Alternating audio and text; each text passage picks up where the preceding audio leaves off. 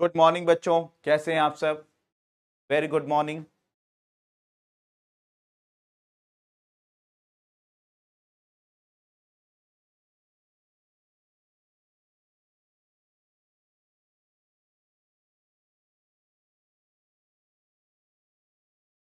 Good morning.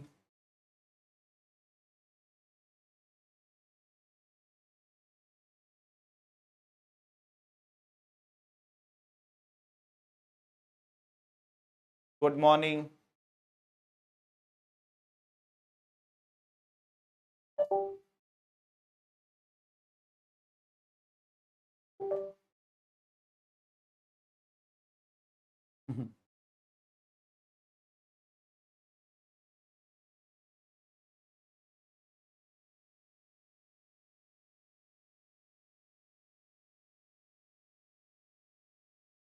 बहुत ठीक। Very good morning.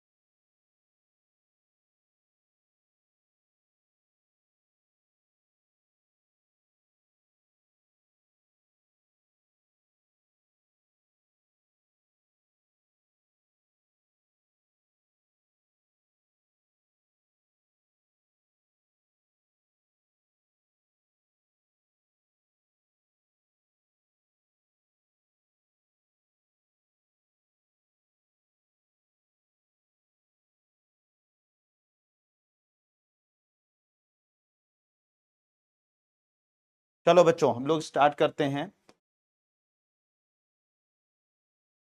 तो हम लोगों ने कल जीन थेरेपी पढ़ी थी, यानी जीन चिकित्सा पढ़ी थी। ठीक है। जीन चिकित्सा पढ़ी थी। और इस जीन चिकित्सा की अगर बात की जाए,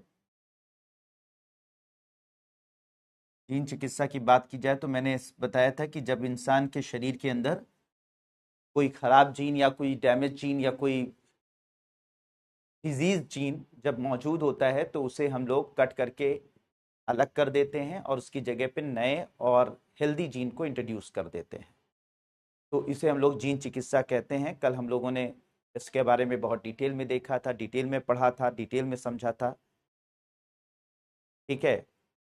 तो ये सारी चीज़ें हम लोगों ने कल देखी थी। आज हम लोग एग्जैक्टली बात कर रहेंगे जीन चिकित्सा के जो उदाहरण हैं, यानी कि भारतीय उदाहरण और विदेशी उदाहरण, जीन चिकित्सा जिसकी मदद से जहाँ पर जीन चिकित्सा का उपयोग किया गया था, तो उसका हम लोग भारतीय उदाहरण भी देखेंगे और कुछ इंटरनेशनल लेवल पर जो जीन चिकित्साएं की जा रही हैं, जो जीन थेरेपीज की जा रही हैं, उन पर भी यहाँ पर डिस्कशन करेंगे। ठीक है।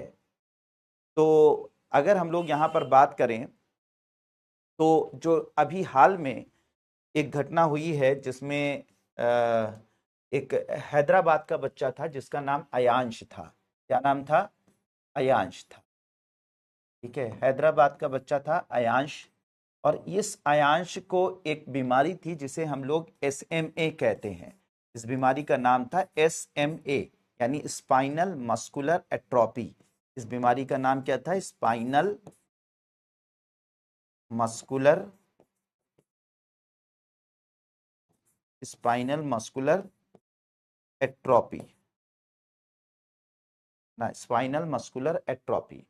ठीक है। तो अयांश नाम का बच्चा था। इसको एक बीमारी थी, एक जेनेटिक डिसीज थी, एक आनुवांशिक बीमारी थी जिसका नाम था SMA, यानी स्पाइनल मस्कुलर एट्रोपी था।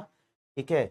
स्पाइनल मस्कुलर एट्रोपी था। इस बीमारी की बात क्या थी? इस बीमारी की खास मतलब इस बीमारी में होता क्या है कि बच्चे के अंदर वो नर्व्स, वो मसल्स, यानी कि वो तंत्रिका कोशिकाएं और वो मसल्स यानी मांसपेशियां सही से डेवलप नहीं होती हैं, जिसकी वजह से बच्चा जो है चल फिर पाता है। तो होता क्या है कि शरीर के अंदर जब वो मांसपेशियां जो चलने फिरने के लिए आवश्यक होती हैं, वो नर्व, वो तंत्रिका कोशिकाएं जो चलने फिरने के लिए आवश्यक होती हैं, वो सही से नहीं डेवलप हो पाती, तो बच्चा जो है वो बचपन से ही मूवमेंट नहीं कर पाता। ठीक है, उसका शरीर वो चलने फिरने में जो है वो बेहतर नहीं हो पाता। ठीक है, और फाइनली जो है एक पूरी जिंदगी अगर जब तक वो जिंदा रहता है तब तक वो बेड पर ही पड़ा रहता है, वो किसी के सहारे पर ही चल फिर सकता है। ठीक है, वो नॉर्मल चल चल फिर नहीं पाता है।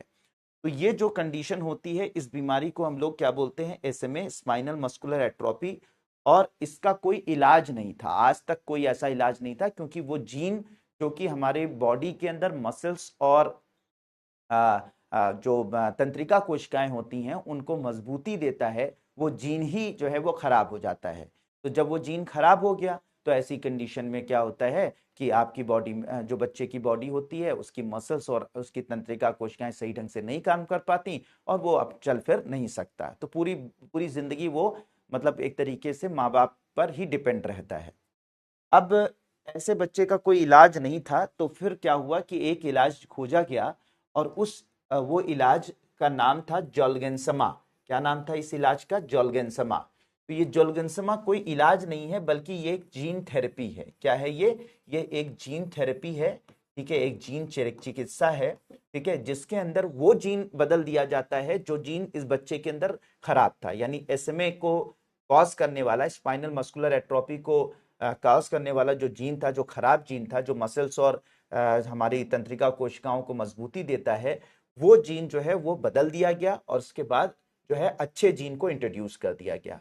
फाइनली क्या हुआ, ये जो जोल्गेंसमा नाम की जीन थेरेपी दी गई बच्चे को, ठीक है जी, ये एक तरीके की जीन थेरेपी है, और उस थेरेपी का नाम क्या था? जोल्गेंसमा। तो ये जो जोल्गेंसमा नाम की जीन थेरेपी बच्चे को दी गई, यानी अयांश को दी गई, इससे अयांश पूरी तरह से स्वस्थ हो गया, और ये अयांश जो है वो पूरी तरीके से आज सही सलामत है, चल फिर सक रहा है। और ये हैदराबाद का बच्चा था। तो भारत में पहली बार इस जीन चिकित्सा को दिया गया, जोल्गेंसमा नाम की जीन चिकित्सा को दिया गया, और फाइनली जो है ये बच्चा पूरी तरह से स्वस्थ हो गया। तो ये भारत का पहला केस था जब जोल्गेंसमा नाम की जीन थेरेपी भारत में दी गई। ठीक है, तो ये जो जीन थेरेपी थी, जब ये दी गई और इस तरीके से एक बच्चे का ट्रीटमेंट हो गया, तो ये काफी पॉपुलर हो गया मामला कि अरे वाह क्या बात है, ऐसे तो हम बहुत लोगों को ट्रीट कर सकते हैं, बहुत सारे बच्चों को हम ट्रीटमेंट दे सकते हैं। लेकिन इसकी एक बहुत बड़ी समस्या थी कि थेरेपी तो दी गई, चिकित्सा तो दी गई, बच्चा सही भी हो गया, लेकिन इसकी जो सबसे बड़ी समस्या थी, वो समस्या क्या हुई कि इस जीन थेरेपी में जो पैसे लगे, जो पेमेंट लगी, वो जो इसमें इसकी जो कॉस्ट आई, वो बहुत बहुत ज्यादा आई, लगभग 16 करोड़ रुपया। 16 करोड़ रुपए, यानी इस पूरी चिकित्सा का जो खर्च आया है वो 16 करोड़ रुपए आया, यानी इतनी ज्यादा कॉस्ट थी कि इसकी वजह से भी ये काफी मशहूर रही। और दुनिया में जो इसका मतलब ये जोल्गेंसमा नाम की जो जीन चिकित्सा है, वो इसलिए भी मशहूर हो गई कि ये दुनिया की सबसे महंगी चिकित्सा मानी गई। ठीक है, ये दुनिया का सबसे महंगी दवा मानी गई। ठीक है, इस वजह से ये ज्यादा चर्चा में रहा। तो ओवरऑल भारत में पहली बार जो है वो अयांश नाम के बच्चे को, हैदराबाद का ये बच्चा था, हैदराबाद का अयांश नाम का बच्चा था, उसे स्पाइनल मस्कुलर एट्रोफी नाम की बीमारी के लिए जो चिकित्सा दी गई जोल्गेंसमा, और ये काफी सफल चिकित्सा रही। लेकिन इसकी जो कॉस्ट थी इतनी ज्यादा थी कि लोगों को जो है इसकी कॉस्ट से ही बड़ी वो हो गई कि भैया इतना पैसा लगेगा तो आम इंसान कैसे इलाज करा पाएगा। तो कोई बात नहीं, लेकिन पहली बार ये कोशिश की गई, सफल रही। अब धीरे धीरे जब भारत में इसकी कोशिश की जाएगी, तो ये धीरे धीरे जो है वो सस्ती भी हो सकती है फ्यूचर में, लेकिन अभी फिलहाल इसकी कीमत जो थी वो बहुत ज्यादा थी। तो बच्चों ये चीज जो है वो नोट कर लीजिए कि भारत में हैदराबाद के बच्चे को स्पाइनल मस्कुलर एट्रोफी नाम की बीमारी के लिए जो चिकित्सा दी गई, जीन चिकित्सा दी गई, जिसका नाम जोल्गेंसमा था, जिसकी कॉस्ट 16 करोड़ रुपए आई थी। ठीक है, तो ये इसको नोट कर लीजिए कि नहीं, विटामिन डी की कमी से ऐसा नहीं होता है। विटामिन डी की कमी से आपकी हड्डियां कमजोर हो जाती हैं, लेकिन आपके नर्व और मसल्स ऐसा नहीं हो जाता कि जिंदगी भर आप चल फिर ना पाए। ठीक है, तो ये बात समझ में आ गई बच्चों? संध्या धारिया यहाँ पे क्लास चल रही है, थोड़ा पढ़ लीजिए बेटा, और उसके बाद जो है डीएमपी और टीएमपी और जो भी टेस्ट आपको देने हैं उसमें कितना, वो बाद में सवाल पूछ लीजिएगा। ये सब चीजें जो हैं वो बाद में कर दीजिएगा। आप खुद भी डिस्टर्ब हो रही हैं और प्रीति झा को भी डिस्टर्ब कर रही हैं, और प्रीति झा उसमें डिस्टर्ब भी हो रही हैं। ठीक है।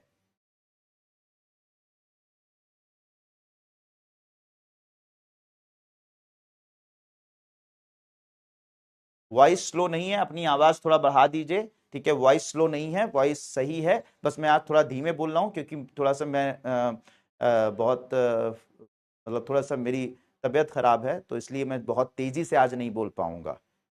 मैं क्लास लेने आ गया सिर्फ आप लोगों की मोहब्बत में, आप लोगों के प्यार में, बाकी मेरी क्लास लेने की आज हिम्मत नहीं थी। रात भर सो भी नहीं पाया, तो इसलिए एग्जैक्टली मैं आवाज आज जो है वो चिल्ला चिल्ला के और उस तरह से नहीं बोलूंगा। अपनी आवाज आप थोड़ा बढ़ा दीजिए, बाकी जो है आवाज पूरी तरीके से फुल है। 2021-22 में इसको दिया गया था। साल नहीं पूछा जाएगा मानसी चौरसिया। ठीक है। जो काम की बात है उसे जो है वो आप समझिए। ठीक है। तो हैदराबाद के बच्चे को नोट कर लिया आपने। हैदराबाद के बच्चे को बच्चों अयांश नाम का बच्चा था, उसको स्पाइनल मस्कुलर एट्रोपी बीमारी के लिए जोल्गेंसमा नाम की जीन चिकित्सा दी गई, जिसकी कॉस्ट 16 करोड़ रुपए थी। और अब ये पूरी तरीके से बच्चा स्वस्थ है। स्पाइनल मस्कुलर एट्रोपी में वो जीन खराब हो जाता है जो हमारी मसल्स को, हमारी जो है वो तंत्रिका कोशिकाओं को क्या करता है कि खराब कर देता है। ठीक है।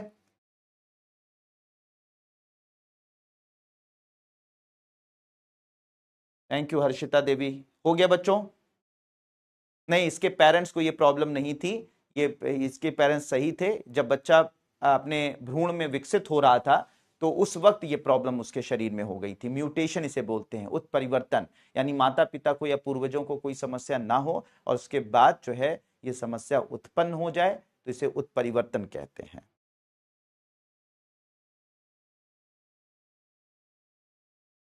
हाँ, आनुवांशिक मतलब कि जेनेटिक डिसीज है ये। ठीक है, आनुवांशिक है तभी तो हम सही कर रहे हैं। ठीक है। दूसरा जो है एक एग्जाम्पल है बच्चों, एक एग्जाम्पल है जिस जो भारत में काफी पॉपुलर हो रहा था, काफी करंट अफेयर में बना हुआ था। तो दूसरा जो एक उदाहरण था, उदाहरण हुआ है अभी हाल फिलहाल में, CAR T cell therapy. CAR T cell therapy. ठीक है, कार्टी सेल थेरेपी काफी जो है पॉपुलर हुई, काफी न्यूज़पेपर में रही कि भारत में CAR T cell therapy, CAR T cell चिकित्सा दी गई। तो वहां पर बात हुई। तो यहाँ पर अगर बात करेंगे तो यहाँ पर उन लोगों को, ठीक है, यहाँ पर देखिएगा, उन लोगों को ये चिकित्सा दी गई। ठीक है, जो जिनको ब्लड कैंसर होता है। ठीक है, ब्लड कैंसर के मरीज को, जो कि जिसके ऊपर सारे इलाज कर लिए गए लेकिन वो सही नहीं हो पाया, तो उसको ये चिकित्सा दी गई, कार्टी सेल चिकित्सा। ये काफी पॉपुलर हो रही है, मतलब काफी करंट अफेयर वगैरह में रही ये है। तो ये क्या है, इसको थोड़ा सा समझिएगा कि इसमें कैसे दिया जाता है, क्या होता है।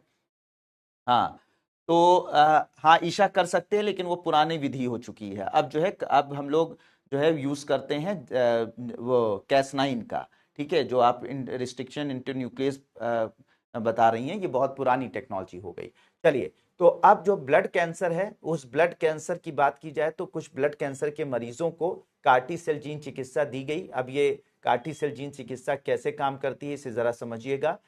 तो ब्लड कैंसर के मरीजों के शरीर में जो है, शरीर से सबसे पहले क्या किया जाता है, टी सेल निकाली जाती है। टी सेल क्या होती है बच्चों? टी सेल जो है एक तरीके की व्हाइट ब्लड सेल्स होती हैं। व्हाइट ब्लड सेल्स क्या होती हैं? आपको पता है कि हमारे शरीर में जो व्हाइट ब्लड सेल्स होती हैं, श्वेत रुधिर कणिकाएं जिसे बोलते हैं, ये व्हाइट ब्लड सेल जो हैं वो 5 प्रकार की होती हैं और ये हमारी बॉडी में रोग प्रतिरोधक क्षमता के लिए जिम्मेदार होती हैं। तो हमारे शरीर में रोग प्रतिरोधक क्षमता के लिए, रोग प्रतिरोधक क्षमता के लिए जिम्मेदार कौन होती हैं? डब्ल्यूबीसीज होती हैं। तो एक डब्ल्यूबीसी होती है जिसे हम लोग टी सेल बोलते हैं। डब्ल्यूबीसी कई टाइप की होती है, जिनमें से एक डब्ल्यूबीसी होती है जिसे टी सेल्स बोलते हैं। ठीक है, क्या बोलते हैं? T cell. ठीक है, टी लिम्फोसाइट सेल इसको इसका पूरा नाम होता है। तो टी सेल। तो क्या किया जाता है, जिस मरीज को ब्लड कैंसर होता है उसकी बॉडी से ये डब्ल्यूबीसी पहले निकाली जाती हैं, ये व्हाइट ब्लड सेल्स निकाली जाती हैं, ये टी सेल्स निकाली जाती हैं। फिर उन टी सेल्स को लैब के अंदर, ये जो टी सेल्स होती हैं उनको लैब के अंदर एक विशेष प्रकार का जीन डाल दिया जाता है इनको, इनके अंदर, जिसे कार जीन कहते हैं। तो कार जीन को इसके टी सेल के साथ, टी सेल के अंदर यानी टी सेल के अंदर जीन कार नाम का जीन होता है, ठीक है, उसको इसके अंदर इंट्रोड्यूस किया जाता है। तो जीन को जोड़ा जाता है। जीन को किसमें जोड़ा जाता है? टी सेल के अंदर। कौन से जीन को जोड़ा जाता है? कार जीन को। ये कई जानवरों में, कई जो है वो उसमें एनिमल्स में पाई जाते हैं ये जीन। तो ये जीन निकाल कर जानवरों से और इसको जोड़ा जाता है किसके अंदर? टी सेल के अंदर, कार जीन। कार जीन का फुल फॉर्म क्या होता है? कार जीन का फुल फॉर्म होता है काइमेरिक एंटीजन रिसेप्टर। क्या होता है? अच्छे से समझिएगा, काइमेरिक एंटीजन रिसेप्टर नाम होता है, ठीक है, काइमेरिक एंटीजन रिसेप्टर नाम का जीन होता है, ठीक है, कार जीन। तो अब ये जो कार जीन को जोड़ा जाता है, तो ये जो कार जीन होता है वो टी सेल में जुड़ जाता है।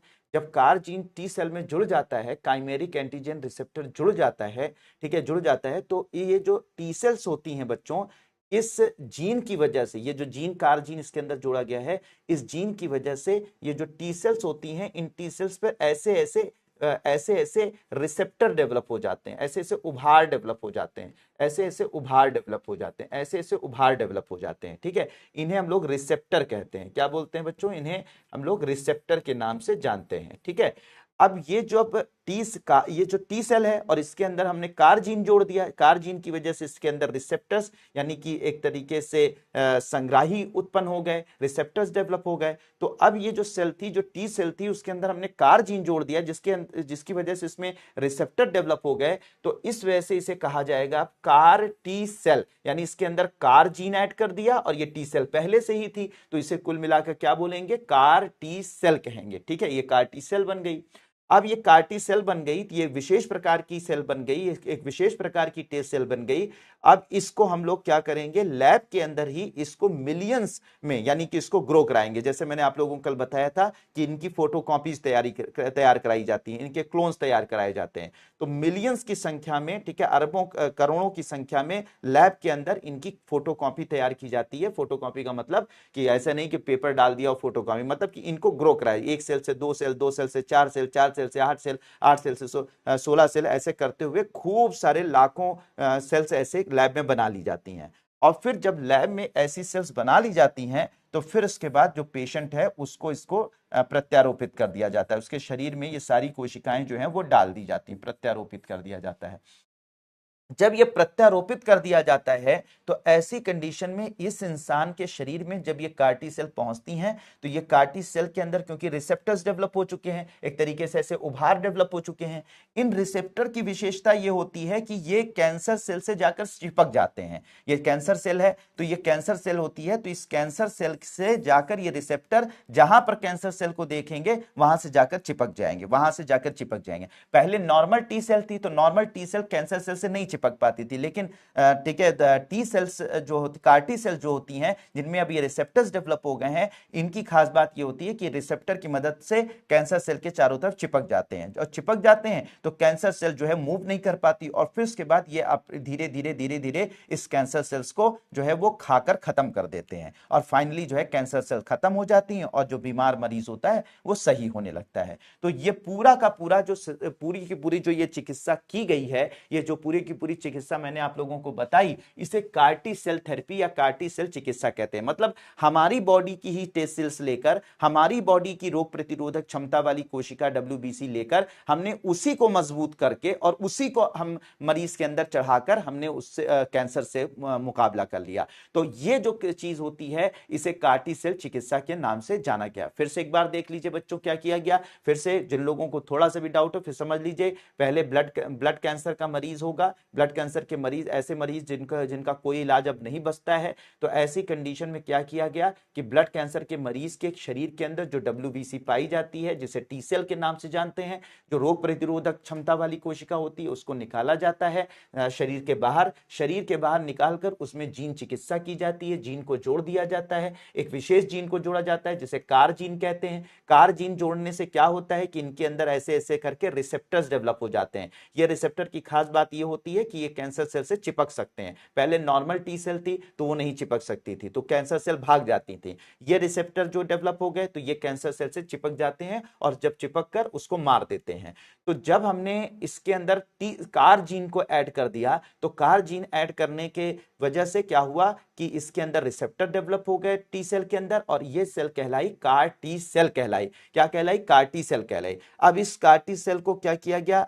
ग्रो कराया गया। हमारे लैब के अंदर खूब सारी ग्रो हुई, लाखों करोड़ों की संख्या में ग्रो हो गई। फिर इसको शरीर के अंदर प्रत्यारोपित कर दिया गया। किसके अंदर? मरीज के अंदर। जब प्रत्यारोपित कर दिया गया तो इन्होंने किया क्या? ये कार टी सेल अब कैंसर सेल जहां दिखती थी बॉडी के अंदर, उनको दौड़ाकर, उनसे चिपक कर उनको मार देती थी। और धीरे धीरे यह कार टी सेल ने इसमें मरीज के अंदर मौजूद जितनी भी कैंसर सेल्स थी, ठीक है, उनको मार मार के खत्म कर दिया और पेशेंट पूरी तरह से स्वस्थ हो गया। तो ये जो पूरी थेरेपी थी, ये पूरी चिकित्सा को ही कार टी सेल थेरेपी या कार टी सेल चिकित्सा के नाम से जाना गया। तो होप मेरे प्यारे बच्चों अब आपको समझ में आ गया होगा कि हमने जीन चिकित्सा की मदद से अपने ही शरीर की, ठीक है, जो WBCs थी, अपने ही शरीर की जो कह सकते हैं कि रोग प्रतिरोधक क्षमता वाली कोशिकाएं थी, उनको मजबूत दिए थे। मतलब सीधी सी बात है, सिंपल सी बात है कि पहले हम मोहल्ले में जो है लड़ाई हुई तो मोहल्ले वाले ने क्या किया? बंदूक निकाल ली, वो कैंसर सेल हो गई, और पता लगा फिर हमारे पास नहीं था वो उससे मुकाबला करने के लिए, तो हमने क्या किया? उसको AK-47 दे दिया। अब AK-47 से वो क्या करेगा कि जो भी हम पर हमला करेगा उसे मार देगा।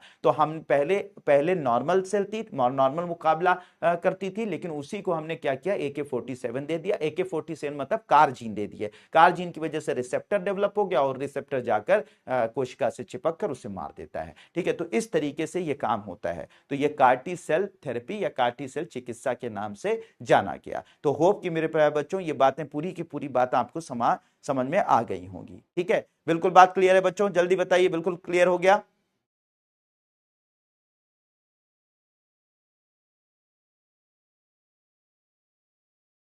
हिना खान कह रही सर आज ये टॉपिक अच्छे समझ, पहले समझने की कोशिश की होगी, नहीं समझ में आया होगा, आज समझ में आ गया कि नहीं आ गया? तो बिल्कुल बात क्लियर है बच्चों कि कैसे ये चिकित्सा की गई है। इसके अंदर कौन सा जीन जोड़ा गया है?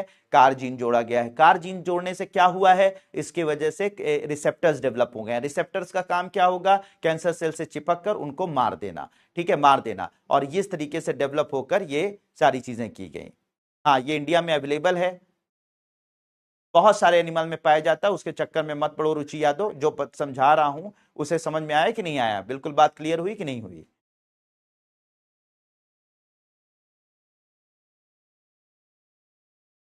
हाँ, इसको पूरा पूरा मतलब इस तरीके से आप लिख लो कि कार्टी सेल चिकित्सा जो है वो ब्लड कैंसर के मरीजों को दी जाती है, जिसमें श्वेत रुधिर कणिका को ही मजबूत करके, श्वेत रुधिर कणिका को ही क्या करते हैं?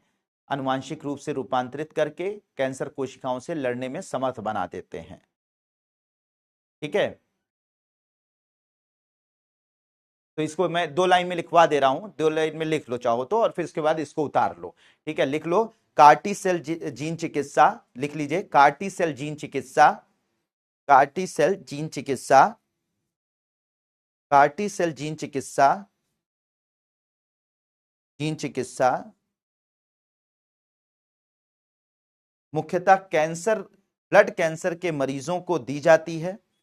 मुख्यतः ब्लड कैंसर के मरीजों को दी जाती है। मुख्यतः ब्लड कैंसर के मरीजों को दी जाती है। बिल्कुल आते हैं अनम सोनम, फिर क्या मैं मजाक करके पढ़ा रहा हूं क्या? क्या ऐसा सवाल पूछ रही हो अनम? हाँ, थोड़ा सा लॉजिकल सवाल पूछा करो यार। ठीक है, कह रही कि क्या सर इस टॉपिक से वो यूपीएससी में क्वेश्चन आते हैं? बिल्कुल, क्या मैं मजाक कर रहा हूँ? हमारा तुम्हारे बीच में मजाक चल रहा है कि मैं तुमको फालतू की चीजें पढ़ाऊंगा?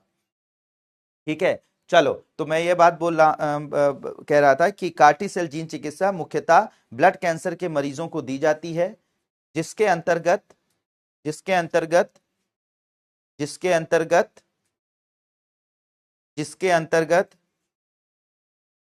मरीज के शरीर की मरीज के शरीर की जिसके अंतर्गत मरीज के शरीर की जिसके अंतर्गत मरीज के शरीर की श्वेत रुधिर कणिकाएं, जिसके अंतर्गत मरीज की श्वेत रुधिर कणिकाएं डब्ल्यू टी सेल्स, ब्रैकेट में लिख लीजिएगा टी सेल्स, जिसके अंतर्गत मरीज के शरीर की श्वेत रुधिर कणिकाएं, ब्रैकेट में लिख लीजिएगा T cells, T cells, bracket close कर दीजिएगा। मरीज के, इसके अंतर्गत मरीज के शरीर की श्वेत रुधिर कणिकाएं, ब्रैकेट में लिख लीजिएगा टी सेल्स, टी सेल्स को आनुवांशिक रूप से रूपांतरित किया जाता है, को आनुवांशिक रूप से कार जीन द्वारा रूपांतरित किया जाता है, आनुवांशिक रूप से कार जीन द्वारा रूपांतरित किया जाता है, आनुवांशिक रूप से कार जीन द्वारा रूपांतरित किया जाता है, आनुवांशिक रूप से कार जीन द्वारा रूपांतरित किया जाता है, रूपांतरित किया जाता है,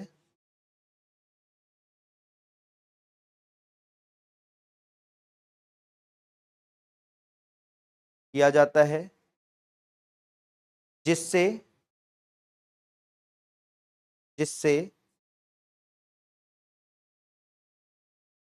श्वेत रुधिर कणिका, जिससे श्वेत रुधिर कणिका, जिससे श्वेत रुधिर कणिका एक विशेष, जिससे श्वेत रुधिर कणिका एक विशेष कार्टी सेल में परिवर्तित हो जाती है,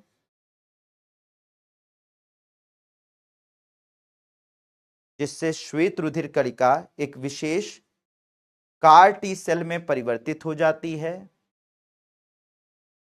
कार टी सेल में परिवर्तित हो जाती है, कार टी सेल में परिवर्तित हो जाती है, कार टी सेल में परिवर्तित हो जाती है,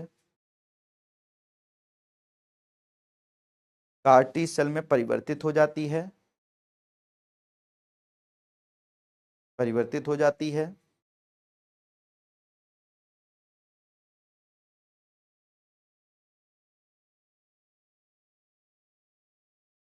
उसके बाद उसे मरीज में प्रत्यारोपित करके, उसके बाद उसको मरीज में प्रत्यारोपित करके, उसके बाद उसको मरीज में प्रत्यारोपित करके,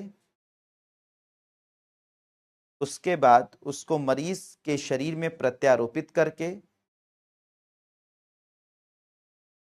कैंसर सेल को नष्ट किया जाता है, कैंसर सेल को नष्ट किया जाता है, कैंसर सेल को नष्ट किया जाता है, कैंसर सेल को नष्ट किया जाता है। ठीक है, तो ये मैंने आपको लिखवा भी दिया, बाकी ये है जो जैसे बना हुआ है बिल्कुल उसी तरह से इसको नोट कर लीजिए, इसको बना लीजिए।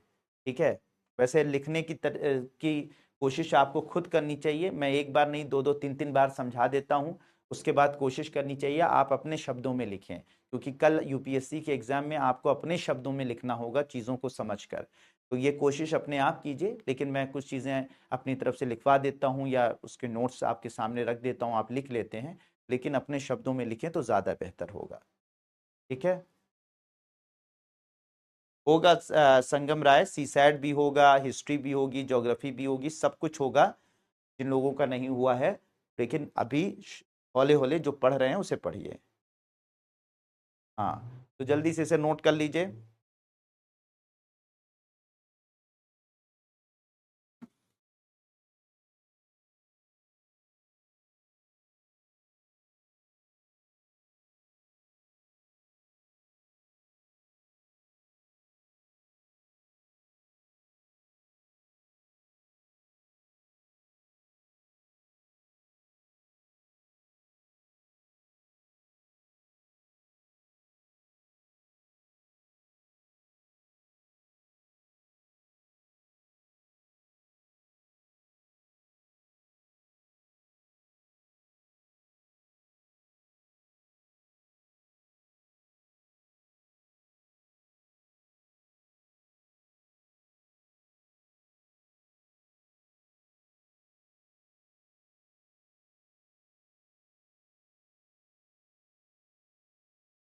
रवीना कुमारी, साइंस एंड टेक्नोलॉजी के कम से कम 12 से 14 क्वेश्चंस आते हैं।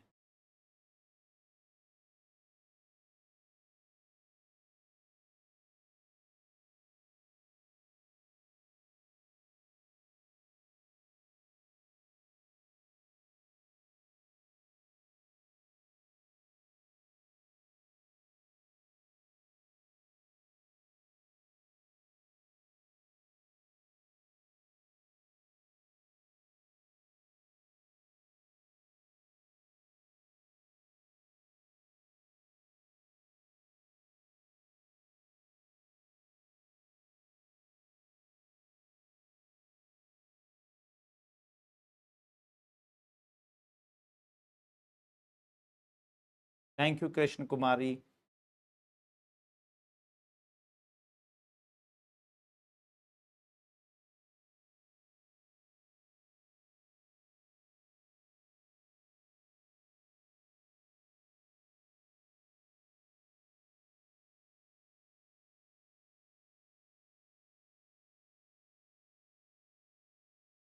Thank you Ruchi Yadav. बच्चे जल्दी से लिख लो।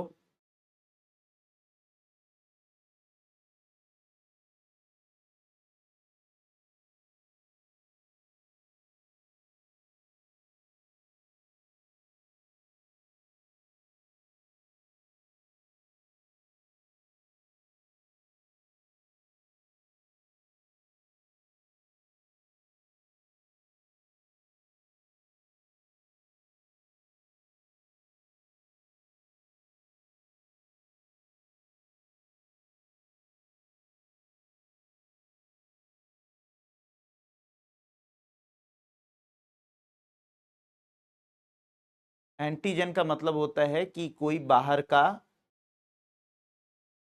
कोई भी प्रोटीन होता है तो उसे एंटीजन कहते हैं। प्रीति झा। Thank you Anam Sonam.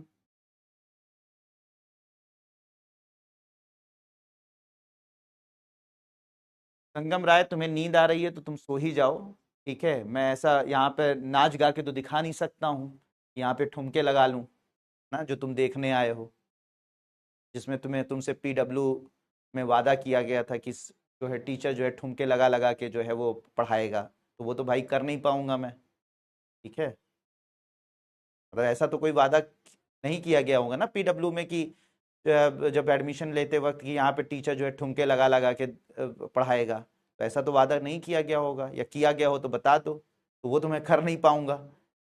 ठीक है, अगर इस वादे के साथ किसी ने तुमसे किया तो वो तो मैं नहीं कर पाऊंगा, तो तुम सो ही जाओ तो ज्यादा बेहतर है। मतलब अजीब लोग हैं। ठीक है, यहाँ इंटरटेनमेंट करने आए हैं, कह रहे हैं कि सर कुछ ऐसा पढ़ाई जिससे नींद ना आए। इतनी बड़ी चीज बता दिया, यहाँ कैंसर का इलाज कर दिया। ठीक है, कैंसर का इलाज कर रहा हूँ, जो इंसान कभी सही नहीं हो पा रहा था उसको किस तरह से अब इलाज किया जा रहा है उसको बताया जा रहा है। ठीक है, और इनको नींद आ रही है, तो नींद आ रही है तो आप सो ही जाइए। जीवन में सबको आईएएस बनना थोड़ी ना जरूरी है। ठीक है, कुछ आईएएस बनेंगे, कुछ उनके जो है चपरासी बनेंगे, तो कुछ चपरासी भी तो बनेंगे। सो रहे होंगे तो चपरासी बनेंगे। बुरी चीज नहीं है चपरासी, मैं नहीं कह रहा हूँ कि चपरासी बुरी चीज होती है, वो भी अपना काम है, उसको भी रिगार्ड करना है, मैं बहुत इज्जत के साथ बोल रहा हूँ। ठीक है, कुछ दरबान बनेंगे, जो ऐसे लेके डंडा खड़े रहते हैं, डीएम साहब पहुंचते हैं कि ठीक है डीएम साहब हाजिर हुए, तो तब भी तो बनना है। आईएएस लोगों के साथ रहोगे तो बढ़िया, मतलब इन लोगों को शर्म नहीं आती है क्लास के अंदर कि ऐसे सवाल, मतलब टीचर से ऐसे बोल देते हैं। ऑफलाइन क्लास में हो जो कचर के मारे जाओ तुम। ठीक है, तो ऑनलाइन क्लास में हो, घर में बैठे वही कहते हैं कि घर में हर एक आदमी अपने आप में शेर होता है, तो अलग बात है। अगर भड़क गए हो क्योंकि तुम बदतमीज हो, इसलिए भड़क रहा हूं संगम राय। ठीक है,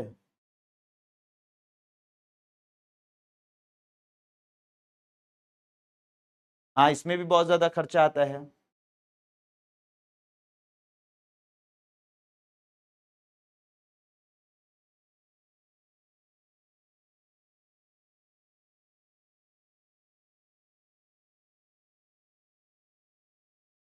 हो गया, नोट कर लिया ये बच्चों, आप लोगों ने नोट कर लिया।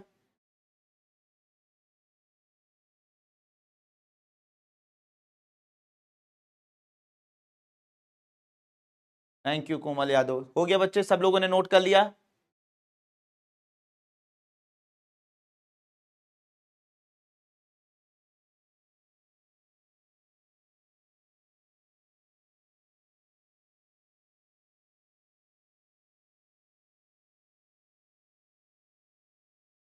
हो गया।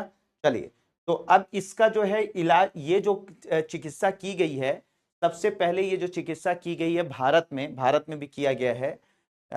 तो अ, हम्म तो भारत में जो सबसे पहले ये जो चिकित्सा की गई है बच्चों, वो चिकित्सा की गई है आईआईटी बॉम्बे। ठीक है, आईआईटी बॉम्बे, और साथ ही साथ टाटा कैंसर इंस्टीट्यूट, मुंबई में ही है, टाटा कैंसर इंस्टीट्यूट है मुंबई में। तो टाटा कैंसर इंस्टीट्यूट और आईआईटी बॉम्बे बॉम्बे ने मिलकर ये जीन चिकित्सा की है। ठीक है, पहली बार की है, और पहली बार ये चिकित्सा वहां पर की गई है और पूरी तरीके से सफल रही है। पहली बार यहाँ पर हुई है, कहाँ पर? आईआईटी बॉम्बे और टाटा कैंसर इंस्टीट्यूट मुंबई में ये जो है चिकित्सा की गई, और ये पूरी तरीके से सफल हो गई। ये सफल हो गई, और सबसे बड़ी बात ये है कि दुनिया में इसकी जो कॉस्ट आती है, समझिएगा बच्चों, ठीक है, तो इसकी जो कॉस्ट आती है पूरी दुनिया में इसकी कॉस्ट 4 करोड़ रुपए के करीब आती है, 4 करोड़ रुपए के करीब आती है इसकी कॉस्ट। लेकिन मजेदार बात यह है, और हमारे लिए जो है वो एक गर्व की बात यह है कि हमने एक ऐसी थेरेपी डेवलप की है, मतलब जो भारत में की गई है, ये जीन चिकित्सा, कार्टी सेल जीन चिकित्सा, ये सिर्फ 42 लाख रुपए में की गई है, 42 लाख रुपए में। तो इसका मतलब हमने 10 गुना जो है इसकी कॉस्ट कम कर दी। 4 करोड़ में होती है पूरी दुनिया में, भारत में जो इसको किया गया वो भी सफल किया गया, आईआईटी बॉम्बे में और टाटा कैंसर इंस्टीट्यूट में। वहां पे इसकी इस चिकित्सा की जो कीमत है वो 10 गुने तक घटा दी गई, 42 लाख कर दी गई। अब आगे हम लोग और भी प्रयास करेंगे कि 4 लाख तक आ जाए, जिससे आम लोगों का भी इलाज हो सके, तो वो आगे कोशिश की जाए। लेकिन पहली बार में ही हमने ये चिकित्सा करी, और उसको उसका जो कॉस्ट है वो 10 गुना कम कर दी। तो यह हमारे लिए बहुत बड़ी उपलब्धि है कि भारत में ये जीन चिकित्सा की गई, सफल जीन चिकित्सा की गई, और हमने कॉस्ट को, भारत जैसे भाई जो डेवलपिंग कंट्रीज हैं, जो थोड़ा सा गरीब देश हैं, उनके लिए पैसा ही बहुत मायने रखता है ना। आप बहुत अच्छा इलाज दो, पैसा ही नहीं है तो कैसे होगा? तो यहां पर इसकी कीमत जो है वो 42 लाख, ठीक है, हुई। ठीक है, अब आप कहेंगे सर 42 लाख बहुत ज्यादा, बिल्कुल बहुत ज्यादा है एक आम इंसान के लिए, लेकिन लेकिन अभी इतनी हुई है, आगे और भी कॉस्ट कम हो जाएगी, तो पहली बार की गई है ना। तो ये सारी चीज, तो इसे नोट कर लीजिए, भारत में ये IIT Bombay Tata cancer institute ने पहली बार एक मरीज पर करी, दिल्ली बेस्ड एक डॉक्टर थे, उनको हुआ था, तो उन पर यह चिकित्सा की गई, और फाइनली ये चिकित्सा सफल रही, और इसकी कॉस्ट जो है वो लगभग 10 गुना तक कम हो गई। ठीक है, तो इसे नोट कर लीजिए बच्चों।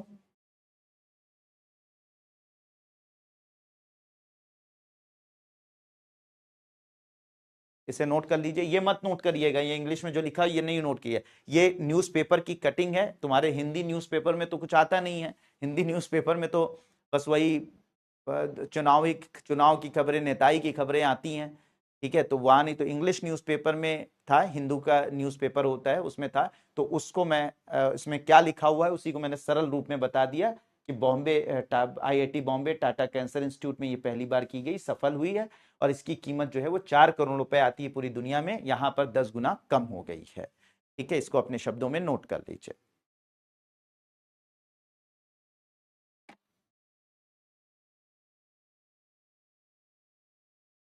भारत जो है वो जब काम करता है, तो ऐसा काम करता है जिससे कि सब लोगों का जो है वो भला हो सके।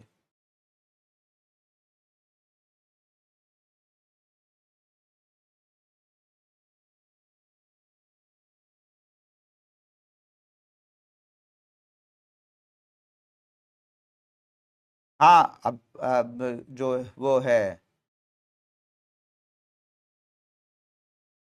नरगिस, बिल्कुल अभी तक तो यही देखा गया है कि पूरी तरह से खत्म हो जाता है। अब अभी ये पहली बार चिकित्सा की गई, अब इसके बाद में कब तक इसका असर रहता है, क्या रहता है, तो अभी तो इसके बारे में नहीं बताया जा सकता, लेकिन अभी तक जो देखा गया उसमें ये पूरी तरह से खत्म हो जाता है।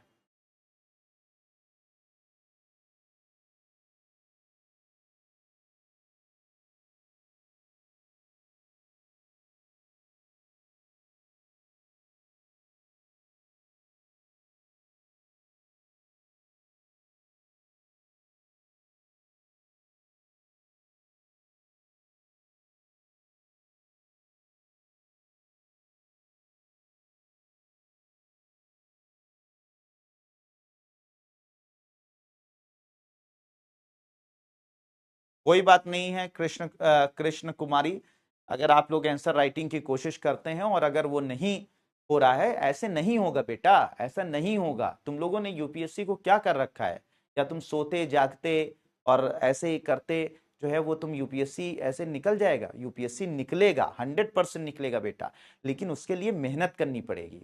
पहले आपको एक एक ईंट जो है वो आराम से अच्छे से, ठीक है, व्यवस्थित करके रखनी पड़ेगी। हम लोगों की दिक्कत यह है कि हम लोग इंस्टाग्राम के ज़माने के लोग हैं, जहाँ पे हम एक दिन में चाहते हैं कि हमारे अंदर सारी एक्सपर्टीज आ जाए, हम हर तरीके में विशेषज्ञ बन जाएं और हर क्वालिटी मेरे हमारे अंदर डेवलप हो जाए और हम तुरंत जो है वो आईएएस बन जाए। ऐसे नहीं होता बेटा, आपको प्रोसेस करनी पड़ेगी। आप प्रोसेस कर रही हैं, यानी आप लिखने की कोशिश कर रही हैं, आप बधाई की पात्र हैं, आप मुबारकबाद की पात्र हैं। बहुत यहाँ पर 99% लोग कोशिश ही नहीं कर रहे हैं और आप कोशिश कर रही हैं, ये बहुत बड़ी बात है। लेकिन ये याद रखिएगा, एक दिन में नहीं होगा, ठीक है। लिखने की कोशिश करेंगी, हारेंगी, आज जो है बहुत बुरा लिखा है, फिर कल फिर प्रैक्टिस करेंगी, उसी क्वेश्चंस को लिखिए, फिर उसके बाद और बेहतर होगा, फिर तीसरे दिन। यह अनवरत प्रक्रिया है, ऐसा नहीं है कि एक दिन में सब कुछ हो जाएगा। आज आपने स्टार्ट किया है और अगर रोज करती रही, बिना घबराए बिना डरे, जो लिख रही हैं रोज लिखिए, जो लिख रही हैं, खराब लिख रही हैं, अच्छा लिख रही हैं, बुरा लिख रही हैं, छोटा लिख रही हैं, जैसा भी लिख रही हैं, लेकिन रोज लिखिए। एक दिन आएगा कि आप बहुत शानदार लिखेंगी। तो प्रैक्टिस करने से और साथ ही साथ बार बार लिखने से जो है वो चीजें अपने आप आपको समझ में आने लगेंगी कि साहब हम कितना अच्छा लिख रहे हैं, कितना बुरा लिख रहे हैं। तो जो आज लिख रही हैं, एक महीने के बाद अगर अपना आंसर चेक करेंगे तो उसमें जमीन आसमान का फर्क आएगा। लेकिन फर्क वही डाल पाएगा जो कि रोज करेगा, जो रोज लिखेगा, जो रोज प्रैक्टिस करेगा। जो इस डर से कि नहीं मैं नहीं लिख पा रही हूं, ये नहीं लिख पा रहा हूं, मैं नहीं करूंगा, होता ही नहीं है। अरे बेटा, तुम्हें लिखने की प्रैक्टिस नहीं, क्यों तुम भूल जा रहे हो कि भाई सीधी सी बात है, तुमने खाना खाना तुरंत नहीं शुरू कर दिया था, ठीक है। तुमने पहले शुरुआत में दूध पिया था अपनी माँ का, फिर उसके बाद जो है धीरे धीरे छोटी छोटी चीजें आपने खानी शुरू की, फिर उसके बाद आपने खाना शुरू किया। तो आप ऐसे कैसे सोच सकते हो कि अभी आप शुरू करोगे और हो जाएगा? तो बस ये प्रैक्टिस तुम कर रहे हो, जो लोग भी लिखने की कोशिश कर रहे हैं, याद रखिएगा, मैं सबको बता दे रहा हूं, बिना लिखे नहीं होगा। लेकिन जो लोग लिखने का प्रयास कर रहे हैं, ठीक है, वो ये घबरा कर लिखना बंद ना करें कि उनसे नहीं लिखा जा रहा है। वो लिखते रहें, लिखते रहें, लिखते रहें, जो कुछ भी ऊट पटांग लिख रहे हैं लिखते रहें, एक दिन वो बहुत अच्छा करेंगे। लेकिन जो नहीं लिख रहे हैं उनका कुछ नहीं हो पाएगा, वो कितनी भी थ्योरी याद कर लें, लिखने की प्रैक्टिस नहीं है तो कोई फर्क नहीं पड़ेगा, ठीक है। तो ये सारी चीजें मैंने आपको बहुत ही हाँ, कंसिस्टेंसी इज इंपॉर्टेंट, ठीक है, तो याद रखिएगा। अभी आप लोग जो है वो आप लोग सोचते हैं तुरंत हम जीत जाएंगे। अभी जो है वो अमेरिका में जो चुनाव हुआ है, जोरान ममदानी जीता है। उसको एक साल पहले उसको तुमने देखा होता तो सड़क पर 10 नवंबर की उसकी वीडियो मैंने देखी, 10 नवंबर 2024 की वीडियो देखी। 10 नवंबर की 2024 की वीडियो में वो सड़क पर एक प्ले कार्ड लेकर जो है वो खड़ा है, लोगों से बात करने की कोशिश कर रहा है, लोग उसको इग्नोर करके चले जा रहे हैं। वो सर सर मैडम मैडम करके पीछे भागता था कि मैं चुनाव में खड़ा हो रहा हूं, मुझे जो है वो वोट दे दीजिए आप, ठीक है, मैं आपके लिए भला करूंगा। लेकिन उसने कोई उसकी बात ही नहीं सुनता था। और जब लिस्ट जारी हुई कि जो लोग कंटेस्ट कर रहे हैं इस पूरे के पूरे चुनाव में, उसमें किस नंबर पर वो है, तो वो सबसे आखिरी नंबर पर था। लेकिन क्या था, वो अगर वहीं डर जाता, वहीं परेशान हो जाता, वहीं डिमोटिवेट हो जाता, तो क्या होता कि फिर चुनाव ही ना लड़ता, ठीक है, या कोई उसको थोड़ा बहुत धमकी दे देता, वो बैठ जाता। लेकिन सोचो कि वो मेहनत करता रहा, लोगों से मिलता रहा, कनेक्शन बनाता रहा, ठीक है। ट्रंप ने उसके खिलाफ धमकी दी कि मैं तुमको देश से बाहर निकाल दूंगा, ट्रंप ने उसको धमकी दी कि मैं तुम्हें गिरफ्तार करवा लूंगा, ठीक है। और ये वो ट्रंप के खिलाफ, इवन कि उसकी पार्टी, जिस पार्टी से वो खड़ा था, उस पार्टी के लोगों ने उसके खिलाफ बगावत कर दी और कहा कि इसको वोट मत डालिए, ठीक है। सोचिए इस लेवल पर, वो जिस पार्टी से खड़ा था उस पार्टी के लोगों ने बगावत कर, लेकिन वो लोगों से कनेक्ट होता रहा, सोशल मीडिया का उसने यूज किया, मेहनत की, एक साल मेहनत की, और उसके बाद क्या हुआ, आज उसने समझ लो कि ट्रंप के देश में ट्रंप को समझ लीजिए हरा के रख दिया। तो ये क्या है, ये है कंसिस्टेंसी। अगर वो पहले दिन ये सोच लेता कि नहीं साहब हमें नहीं करना है, हमसे नहीं हो पाएगा, ठीक है, बताओ कोई हमसे सुन ही नहीं रहा है, हम सबसे लास्ट वाले स्थान पे हैं, तो कैसे होगा। उसने कहा नहीं भैया हम करेंगे, कोशिश करेंगे, कैसे नहीं। और करते करते यह हालात हुई कि आज उसने समय पूरी दुनिया में उसका नाम हो रहा है कि उसने पूरी, मतलब आज बड़े बड़े लीडर्स की हिम्मत नहीं है कि ट्रंप को के खिलाफ आप उंगली उठा पाए, और वो जाके ट्रंप के ही देश में ट्रंप को ही धमकी देकर और बन गया। और लास्ट में उसने जो विनिंग स्पीच दी है कितनी मतलब मोटिवेशन, मतलब वो उसका जज्बा दिखाए कि विनिंग स्पीच में कहता है कि ट्रम्प, मुझे पता है कि तुम सुन रहे हो और अपनी अपनी टीवी का वॉल्यूम ऊपर कर दो, मैं जो बोलने जा रहा हूं। मतलब इतनी हिम्मत, मतलब बड़े बड़े वर्ल्ड लीडर्स की घिग्गी बन गई ट्रंप के सामने, कोई बोल नहीं पाया।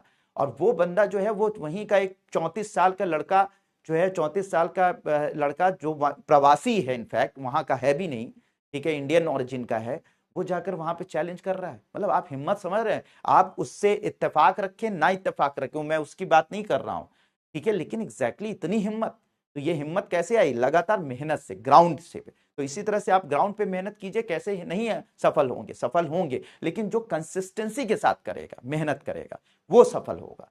जो नहीं करेगा, जो हार जाएगा, वो फिर उसका कुछ नहीं हो सकता है, ठीक है। तो ये सारी चीजें हैं। बहुत बढ़िया।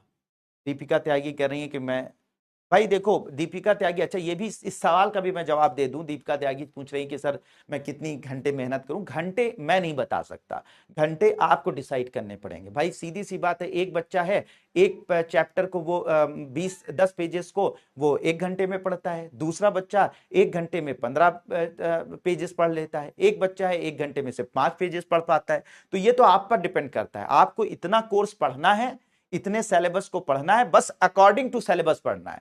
सिलेबस के दाएं बाएं आपको नहीं जाना है, अपने टीचर को फॉलो करना है, अपने सिलेबस को फॉलो करना है, बाकी आपको नहीं करना है। आप दुनिया में कोई कह दी ये किताब पढ़ डालो, वो किताब पढ़ डालो, नहीं, जो आपका टीचर कह रहा है उसे फॉलो करते रहिए, ठीक है, फॉलो करते रहिए। आप जो है वो अब कितने घंटे पढ़ने ये आप डिसाइड करिए, ये मैं नहीं बता पाऊंगा ना, मुझे नहीं पता आपकी कैलिबर क्या है, आपकी क्षमता क्या है, आप 1 घंटे में कितने पेजेस पढ़ पाते हैं, ठीक है, आप कितनी जल्दी चीजों को समझ पाते हैं, आपका बैकग्राउंड क्या है, मैं नहीं बता सकता। और दुनिया में कोई नहीं अगर दुनिया में कोई ये कह रहा है कि 8 घंटे पढ़ने से आईएएस निकल जाएगा, तो वो झूठा है, मक्कार है, ठीक है, वो झूठ बोल रहा है तुमसे। वो कोई दुनिया में किसी, हर बच्चा अलग है, हर बच्चा बेहतर एक दूसरे से अलग होता है, हर स्टूडेंट अलग होता है एक दूसरे से, तो वो डिसाइड, वो उसकी कैलिबर से डिसाइड होगा कि एग्जैक्टली वो कितने घंटे पढ़ाई कर रहे हैं। हाँ, अगर एक एवरेज आप देखना चाहें तो ठीक है, 10 घंटे, 12 घंटे, 8 घंटे, 6 घंटे, मतलब मैं उसमें घंटों में मैं नहीं बता सकता, और कोई नहीं बता सकता, जो बता रहा है वो झूठ बता रहा है, सीधी सी बात है। समझ में आ रही बात? तो ये सारी चीज है। सीडीएसओ जो है हमारे यहाँ जो है वो जो ड्रग कंट्रोलर है, मतलब जो कि अप्रूव करता है कि एग्जैक्टली कौन सी दवा चलेगी, कौन सी दवा नहीं चलेगी, वो होता है, ठीक है। तो चलिए, ये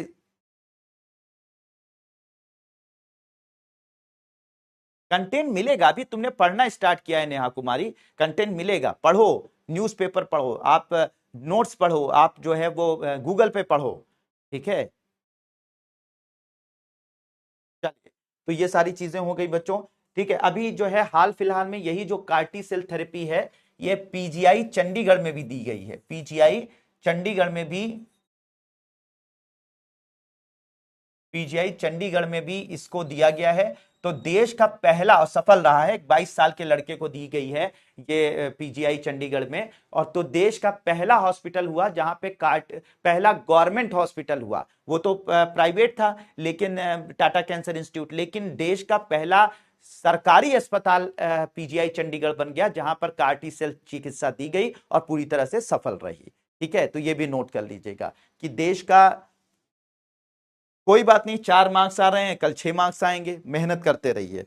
तो पीजीआई चंडीगढ़ देश का पहला पहला सरकारी अस्पताल, ये बात लिख लीजिएगा, पहला सरकारी अस्पताल बन गया जहां पर जीन चिकित्सा दी गई है।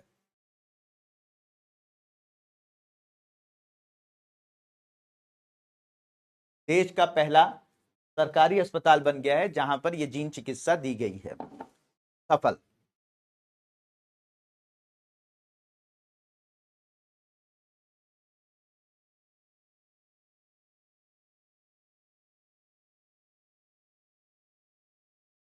हो गया, नोट कर लिया बच्चों। चलिए, इसके अलावा बच्चों, ये जो कार्टी सेल जीन चिकित्सा के अलावा कुछ और भी जीन चिकित्सा हैं जिनका जो काफी दुनिया में पॉपुलर हो रही हैं, जैसे लक्सटर्ना है, लक्सटर्ना, लक्सटर्ना। अब ये जो जीन चिकित्सा है लक्सटर्ना, ये जो अनुवांशिक अंधापन होता है, अनुवांशिक अंधापन, जो अनुवांशिक अंधापन यानी बचपन से ही जो लोग अंधे के शिकार हो जाते हैं, दिव्यांग हो जाते हैं, ठीक है, उनके इलाज के लिए जो है वो ये जीन चिकित्सा डेवलप की गई है। लक्सटर्ना किसके लिए डेवलप की गई है? आनुवांशिक अंधापन के लिए। इसीलिए कैमरिया है, कैमरिया,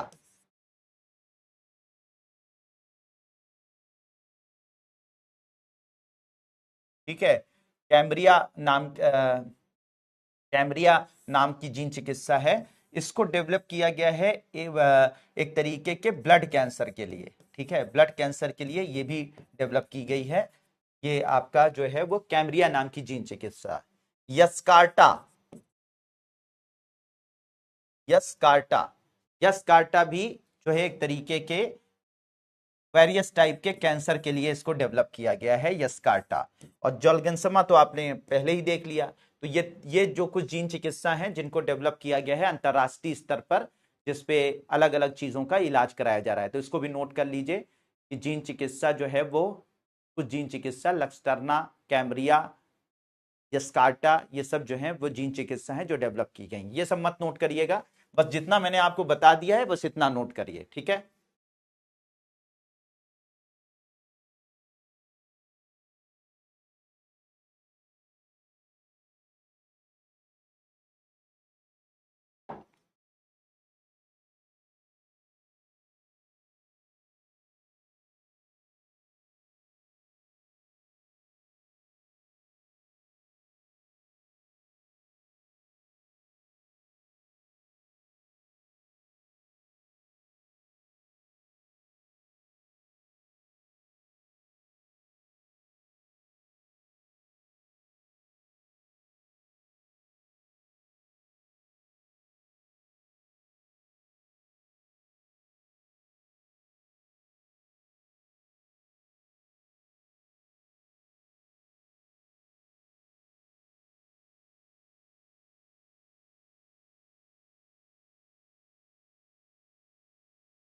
नोट कर लिया बच्चों?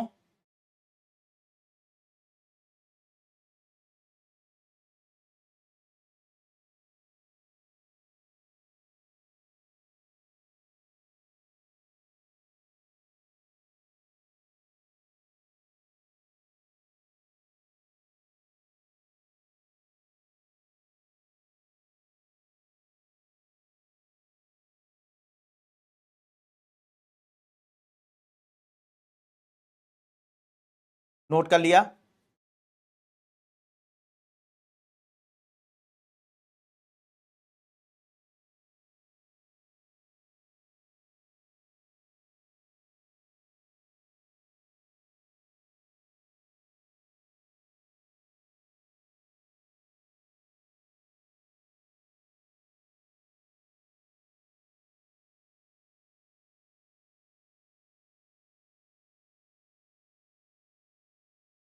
बहुत बढ़िया रबीना कुमारी, हो गया। चलो, तो ये कुछ बीमारियों के लिए जीन चिकित्सा उत्पन्न की गई है। और अभी अमेरिका ने और भारत ने, ठीक है, एक बीमारी होती है बच्चों सिकल सेल एनीमिया, ठीक है, एक बीमारी होती है जिसका नाम होता है सिकल सेल एनीमिया, ठीक है।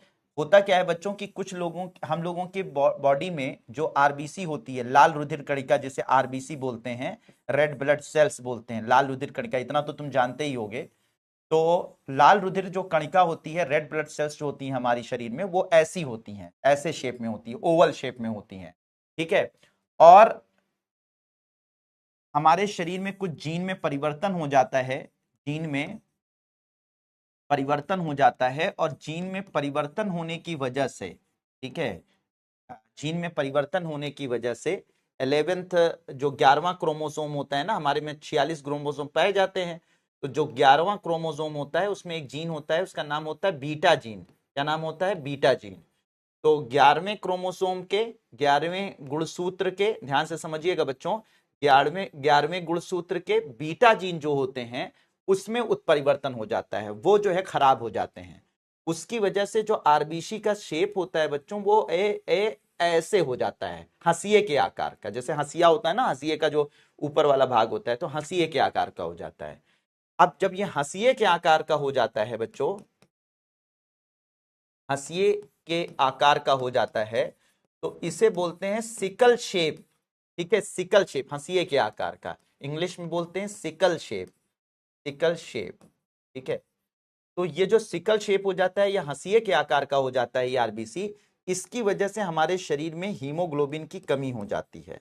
ठीक है, क्योंकि ऐसी शेप होती है आरबीसी की, तो उसमें हीमोग्लोबिन ज्यादा आता है। हीमोग्लोबिन एक प्रोटीन होता है जो आरबीसी पर मौजूद होता है, जो ऑक्सीजन और कार्बन डाइऑक्साइड को कैरी करता है। ये बचपन में आप लोग सुनते रहे होंगे। तो हीमोग्लोबिन एक प्रोटीन है जो कि ऑक्सीजन को हमारे शरीर में और कार्बन डाइऑक्साइड को कैरी करता है।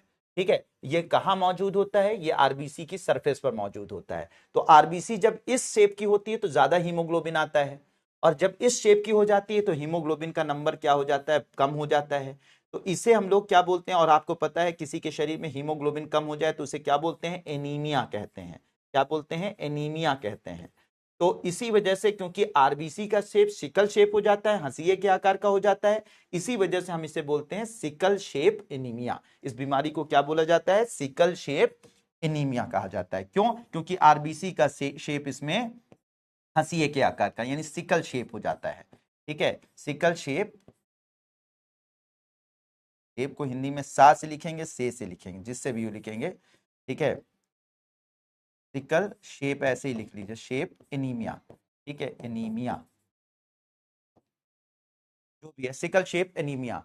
तो ये सिकल शेप एनीमिया हो जाता है। तो क्यों हो जाता है? ये बात आपको, मेन बात ये है कि समझना, आपको समझ में आया कि नहीं? ठीक है, मैंने क्या बताया? आरबीसी का शेप ऐसे होता है, इस पे ज्यादा हीमोग्लोबिन आते हैं जो ऑक्सीजन और कार्बन डाइऑक्साइड को कैरी करते हैं। लेकिन जीन में परिवर्तन, 11वें क्रोमोसोम के बीटा जीन में परिवर्तन होने के कारण आरबीसी का शेप ऐसे हो जाता है। ठीक है, और ऐसे होने की वजह से, सिकल शेप यानी हंसिए के आकार का होने की वजह से, ये हीमोग्लोबिन जो है वो नंबर में कम हो जाते हैं। ठीक है, और इसकी वजह से एनीमिया हो जाता है, और इसे बोलते हैं सिकल शेप एनीमिया।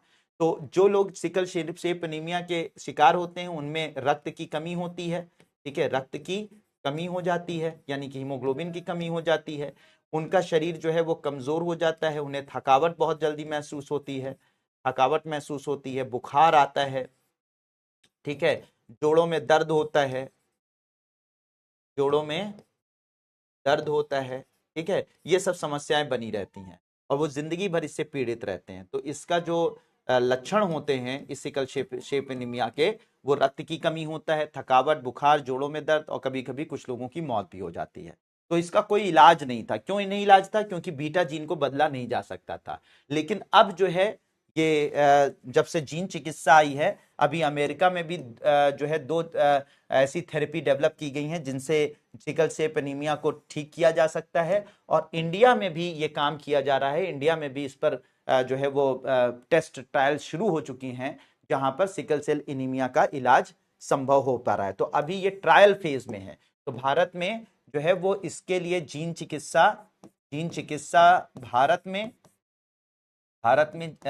जीन चिकित्सा इसके लिए, सिकल सेल एनीमिया के लिए भारत में और अमेरिका में, भारत और अमेरिका में जो है इस पर कार्य किया जा रहा है। अमेरिका में इसको, भारत अमेरिका में इस पर टेस्ट किए जा रहे हैं। मतलब कि अब ये फाइनल स्टेज में है। तो अगर ये ऐसा हो गया तो फिर उन लोगों को बहुत ज्यादा फायदा पहुंचेगा जो इस बीमारी के शिकार हैं। ज्यादातर इस बीमारी के जो शिकार हैं हमारे देश में अगर मैं बात करूं, तो भारत में अगर इस बीमारी के ज्यादातर जो शिकार हैं, तो याद रखिएगा,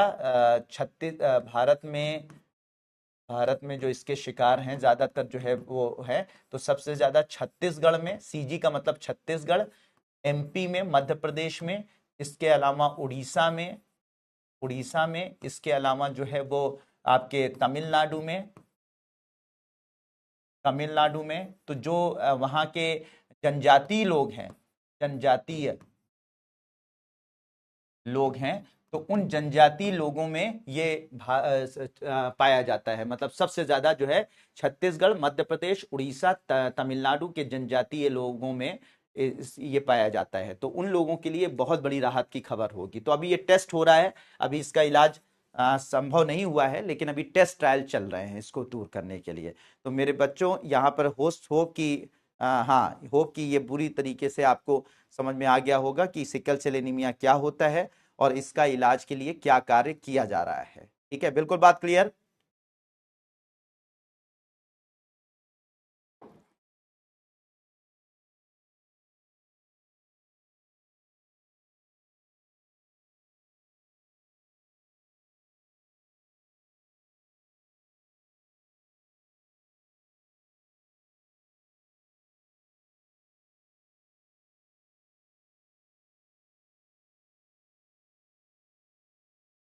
बिल्कुल बात समझ में आ गई।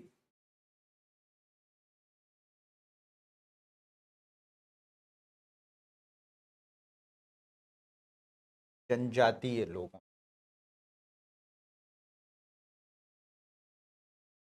ट्राइबल, ठीक है। तो इसका टेस्ट किया जा रहा है, नोट कर लिया आप लोगों ने।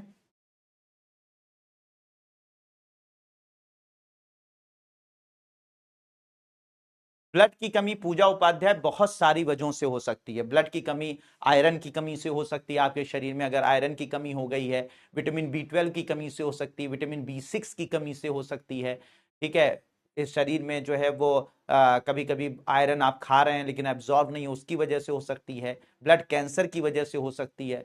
तो बहुत सारी वजहों से ब्लड की कमी हो सकती है, तो एक कारण नहीं होता है। फॉलिक एसिड की कमी से हो सकती है।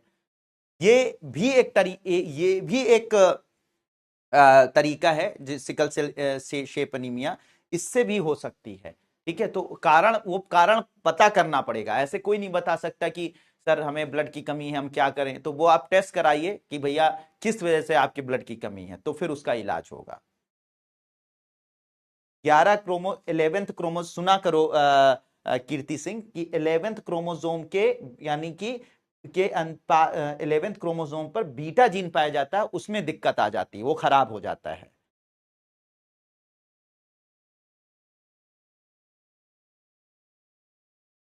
जनजातियों में ही पहले से ही उत्परिवर्तन पाया जाता था, और वो लोग आपस में ही शादियां करते हैं। तो आपस में ही शादियां करते हैं, तो ये जीन जो है वो खराब जीन एक जनरेशन से दूसरी जनरेशन ट्रांसफर होते रहते हैं। जनजाति लोग तुमसे शादी नहीं करते हैं ना, तो न तुम जनजाति लोगों से शादी करोगे। तो ऐसी कंडीशन वो आपस में ही शादी करते हैं, तो वो जीन बार बार बार बार एक दूसरे में ट्रांसफर होता रहता है, इसलिए ये ज्यादा होता है, ठीक है। WBC का अलग अलग शेप होता है, इसके कई तरीके की WBC होती है, उनका अलग अलग शेप होता है। बिल्कुल बात क्लियर बच्चों। तो मैंने क्या बताया, आरबीसी का शेप, नॉर्मल शेप जो होता है आरबीसी का, नॉर्मल आरबीसी का जो शेप होता है वो कुछ इस तरीके का होता है, जिसपे ज्यादा से ज्यादा हीमोग्लोबिन आता है, ठीक है। ज्यादा से ज्यादा हीमोग्लोबिन आता है। हीमोग्लोबिन क्या है, वो प्रोटीन है जो ऑक्सीजन और कार्बन डाइऑक्साइड को कैरी करती है। जीन में परिवर्तन, 11वें क्रोमोसोम के बीटा जीन में परिवर्तन होने के कारण आरबीसी का जो शेप होता है ऐसे बदल जाता है, ऐसे शेप में आ जाता है, जिसकी वजह से शरीर में हीमोग्लोबिन की कमी हो जाती है। एनीमिया, हीमोग्लोबिन की कमी को एनीमिया कहते हैं। इससे क्या होता है, इसे इस तरीके के एनीमिया को सिकल शेप एनीमिया बोलते हैं, क्योंकि हंसिए के आकार में बदलने के कारण आरबीसी के ये एनीमिया होता है, ठीक है। तो इसे सिकल शेप एनीमिया कहते हैं। इसका लक्षण क्या है, रक्त की कमी, थकावट, बुखार, जोड़ों में दर्द, ये सारी चीजें होती हैं। और इससे भारत में छत्तीसगढ़, मध्य प्रदेश, उड़ीसा, तमिलनाडु के जनजाति लोग ज्यादा प्रभावित होते हैं। सिर्फ वहीं नहीं पाई जाती है, और लोगों में भी पाई जाती है, लेकिन ज्यादातर वहां पाई जाती है। तो इसके लिए जीन चिकित्सा किसने डेवलप की है, भारत और अमेरिका में डेवलप की गई है, और अब इस पर टेस्ट ट्रायल चल रहे हैं, ठीक है। चलो, तो होप कि ये बात आप लोगों को समझ में आ गई होगी। तो ये न्यूज़पेपर की कटिंग थी, मैंने उसको वहां पर समझा दिया, ठीक है।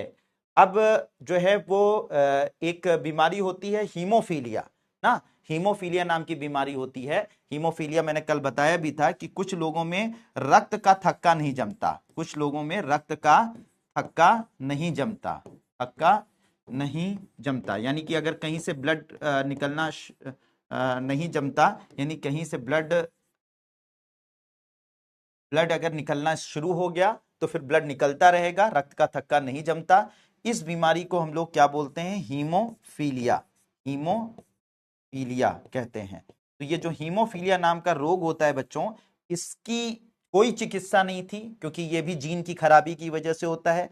इसका जीन जो है वो एक्स क्रोमोसोम पर पाया जाता है, यानी कि आपको पता होगा कि हमारे जो मनुष्य हम लोग होते हैं, तो हम लोगों में जो पुरुष होता है, ठीक है, पुरुष होता है बच्चों, ध्यान से समझिएगा, पुरुष होता है, पुरुष के अंदर 46 गुणसूत्र पाए जाते हैं, जिसमें से जो है वो 44 गुणसूत्र, यानी 44 गुणसूत्र जो होते हैं वो बिल्कुल महिला के गुणसूत्र के जैसे ही होते हैं, कोई अलग नहीं होता, ठीक है। तो ये महिला है, मान लीजिए, तो ये महिला है, तो महिला के अंदर जो 44 गुणसूत्र होते हैं और पुरुष के अंदर जो 44 गुणसूत्र होते हैं वो बिल्कुल समान होते हैं, एक होते हैं, कोई डिफरेंस नहीं होता। ये दोनों दोनों में क्या होते हैं, समान होते हैं। और इन्हें हम लोग ऑटोसोम कहते हैं। क्या बोलते हैं बच्चों, ऑटोसोम कहा जाता है, ऑटोसोम कहा जाता है। ठीक है, ऑटोसोम कहा जाता है। तो 44 गुणसूत्र इनके, 44 गुणसूत्र इनके, ये समान होते हैं, इन्हें ऑटोसोम कहा जाता है। ठीक है, ऑटोसोम कहा जाता है। और 45वां 46वां जो होता है वो डिफरेंट होता है आपके मेल के अंदर। ठीक है, मेल के अंदर होता है एक्स वाई, ठीक है, एक्स वाई, और फीमेल के अंदर होता है जो है थोड़ा डिफरेंट होता है, एक्स एक्स होता है। तो फीमेल, तो इन्हें बोला जाता है सेक्स क्रोमोसोम। तो महिला के अंदर सेक्स क्रोमोसोम क्या होता है, सेक्स क्रोमोसोम क्या होता है, लास्ट वाला, यानी कि 45वां और 46वां होता है, यानी एक्स एक्स कहा जाता है। और मेल के अंदर जो सेक्स क्रोमोसोम होता है वो एक्स वाई वाला होता है। और सेक्स क्रोमोसोम 45वां और 46वां, ठीक है, एक्स क्रोमोसोम। तो इस तरह से जो मेल का बनता है कॉम्बो वो 44 प्लस एक्स वाई, और महिला का जो कॉम्बो बनता है 44 प्लस एक्स एक्स बनता है। ठीक है, तो याद रखिएगा। तो ये 44 plus x y 44 plus x x बनता है। ठीक है, तो फिर से मैं बता दे रहा हूं कि महिलाओं पुरुषों में 44 46 क्रोमोसोम टोटल पाए जाते हैं, जिसमें 44 दोनों में समान होते हैं। जो जीन उसमें पाया जाता है वही जीन इनमें भी पाया जाता है, इन्हें ऑटोसोम कहते हैं। और 45वां 46वां मेल में एक्स वाई होता है और फीमेल में एक्स एक्स होता है, जिसे सेक्स क्रोमोसोम कहते हैं। तो ये जो आपका जीन होता है आपके हीमोफीलिया का, ये हीमोफीलिया का जो जीन होता है वो मेल के एक्स क्रोमोसोम पर और फीमेल के भी एक्स क्रोमोसोम पर पाया जाता है। तो सीधी सी बात है, हीमोफीलिया जो रोग होता है वो किससे लिंक्ड होता है, एक्स क्रोमोसोम से जुड़ा हुआ बीमारी होती है, एक्स क्रोमोसोम से जुड़ी बीमारी होती है। लड़कों में भी होती है, लड़कियों में भी होती है, लेकिन लड़कों में ज्यादा होती है, क्योंकि एक मान लीजिए कि एक एक्स क्रोमोसोम पर खराब जीन आ गया तो दूसरा एक्स क्रोमोसोम से काम चल जाता है फीमेल के अंदर। ठीक है, मान लीजिए आपके अंदर एक जहाज है जिसके अंदर दो इंजन लगे हुए हैं।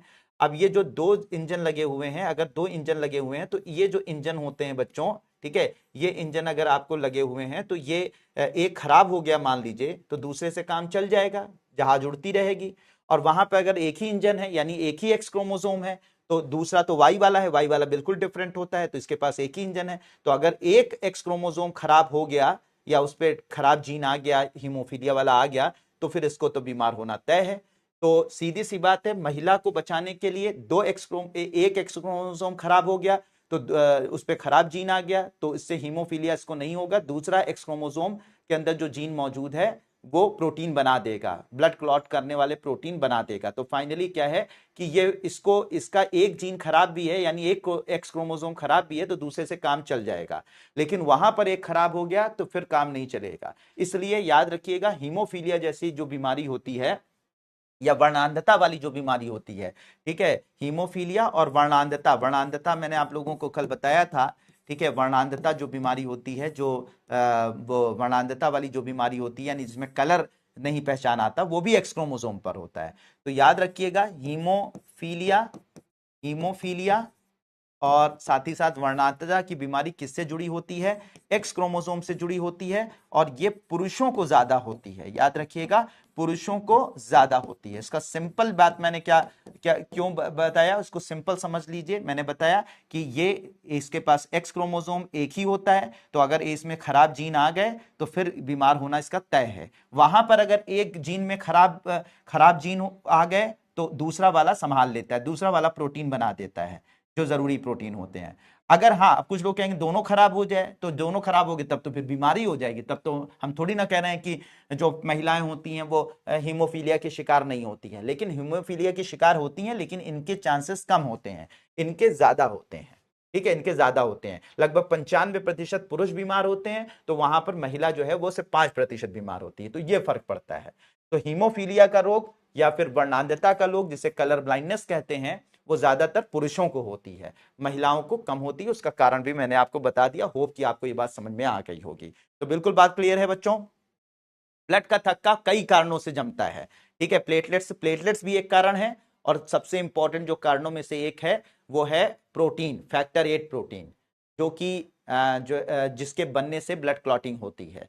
तो वो भी जरूरी होता है। ठीक है, बिल्कुल बात क्लियर, ये बिल्कुल कॉन्सेप्ट क्लियर हो गया। अभी तक बहुत सारे लोग ऐसे होंगे जिनको ये समझ में आता रहा होगा कि पुरुष के अंदर जो है वो एक्स एक्स पाया जाता है और एक्स वाई पाया जाता है, और महिलाओं के अंदर एक्स एक्स पाया जाता है, तो पूरे क्रोमोसोम वैसे होते हैं। ऐसा नहीं होता बेटा, 44 बराबर होते हैं, सेम होते हैं, सिर्फ 45वां और 46वें में डिफरेंस होता है। पहली बात तो यहीं पे आप लोगों को, काफी लोगों को डाउट रहा होगा, तो वो क्लियर हो गया होगा। बाकी जो है ये बीमारियां किससे जुड़ी हुई हैं, हीमोफीलिया वर्णांधता से, एक्स क्रोमोसोम से, और क्यों पुरुषों को ज्यादा होती हैं, क्यों महिलाओं को कम होती हैं, ये भी मैंने आपको क्लियर कर दिया। तो बिल्कुल बात क्लियर है बच्चों। हाँ बिल्कुल, मदर फादर से ये बीमारी ट्रांसफर हो सकती है। मजा आ रहा है बच्चों, जल्दी बताइए।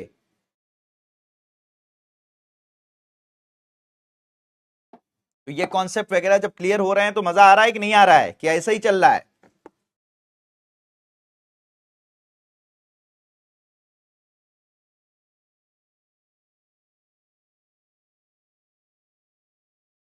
Thank you Pramod Kumar.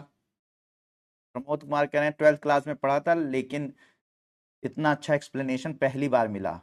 बिल्कुल, बहुत अच्छे अच्छे एक्सप्लेनेशन मिलेंगे बच्चे। Thank you Rashmi Tomar.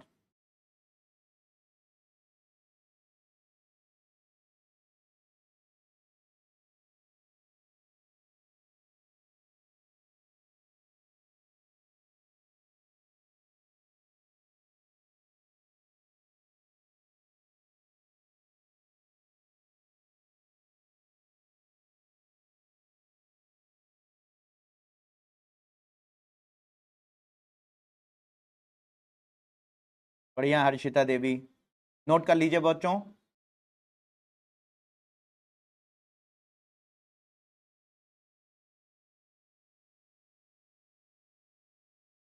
Thank you प्रागु, note कर लिया बच्चों।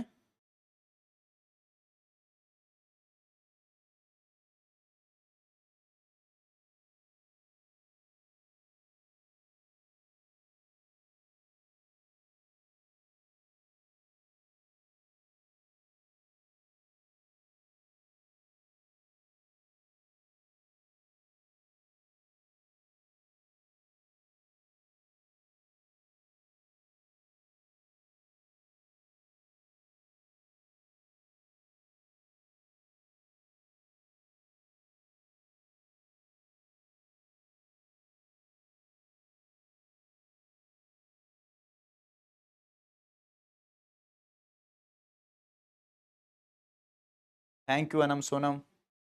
हो गया बच्चों, चलिए नोट कर लिया इसे। तो मैंने ये बताया था कि हीमोफीलिया, रक्त का थक्का नहीं जमता, ये जो बीमारी है इसके भी जीन चिकित्सा डेवलप की जा रही है। और इसकी जो जीन चिकित्सा डेवलप की जा रही है वो क्रिश्चियन मेडिकल कॉलेज वेल्लोर, ठीक है, क्रिश्चियन मेडिकल कॉलेज वेल्लोर, बहुत प्रतिष्ठित मेडिकल कॉलेज है, क्रिश्चियन मेडिकल कॉलेज सीएमसी, ठीक है, सीएमसी वेल्लोर। तो सीएमसी वेल्लोर नाम के वो इंस्टीट्यूट में, मेडिकल कॉलेज में इसको डेवलप किया जा रहा है, हीमोफीलिया का की जीन चिकित्सा। तो इसको नोट कर लीजिए कि हीमोफीलिया की जीन चिकित्सा क्रिश्चियन मेडिकल कॉलेज वेल्लोर में डेवलप की जा रही है। ठीक है, क्रिश्चियन मेडिकल कॉलेज में डेवलप की जा रही, क्रिश्चियन मेडिकल कॉलेज वेल्लोर में। पहले एम्स, हम लोगों के बहुत साल पहले जो all India institute of medical sciences यानी जो एम्स होता था, और क्रिश्चियन मेडिकल कॉलेज जो होता था ये वेल्लोर वाला, ये दोनों में कंपटीशन चलता था कौन नंबर वन पर रहेगा। कभी सीएमसी वेल्लोर नंबर वन पर आ जाता था, कभी एम्स नंबर वन पर आ जाता था। तो बहुत प्रतिष्ठित मेडिकल कॉलेज है ये, वहां पर ये जीन चिकित्सा को डेवलप किया जा रहा है।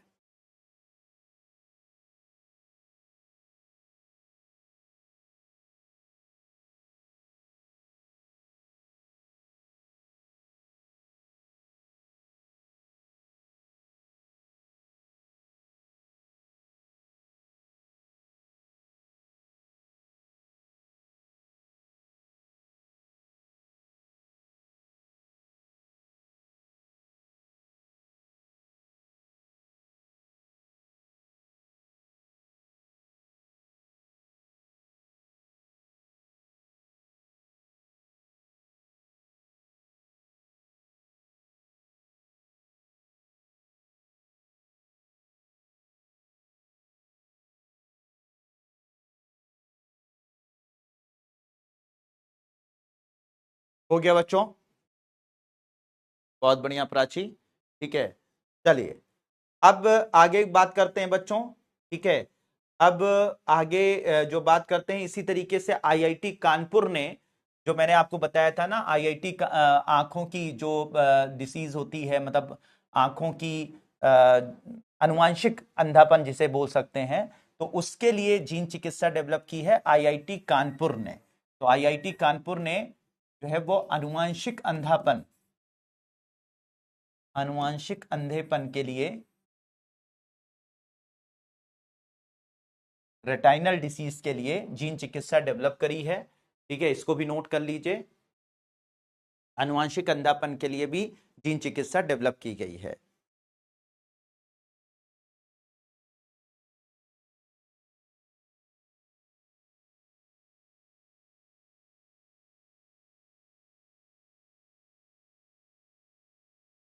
अजय एंड तनु, मैं तुम्हारे इस सवाल का जवाब जो है वो लास्ट क्लास में दूंगा, क्योंकि अभी मैं बता दूंगा तो तुम जज करने लगोगे। बस तुम्हें अभी ये मतलब होना चाहिए कि मैं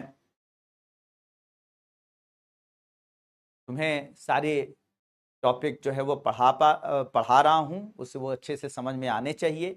ये इंपॉर्टेंट है देन कि मैंने कहाँ से पीएचडी करी है या क्या किया है, कुछ किया है कि नहीं किया है। तो ये सब बातें जो हैं वो बाद में मैं लास्ट क्लास में बताऊंगा, तब याद दिला देना। ठीक है, बहुत बढ़िया प्राची सेन, बहुत बढ़िया। ठीक है, तो आनुवांशिक अंधेपन के लिए जीन चिकित्सा डेवलप की है आईआईटी कानपुर ने। ठीक है, इसको भी आप लोगों ने नोट कर लिया होगा।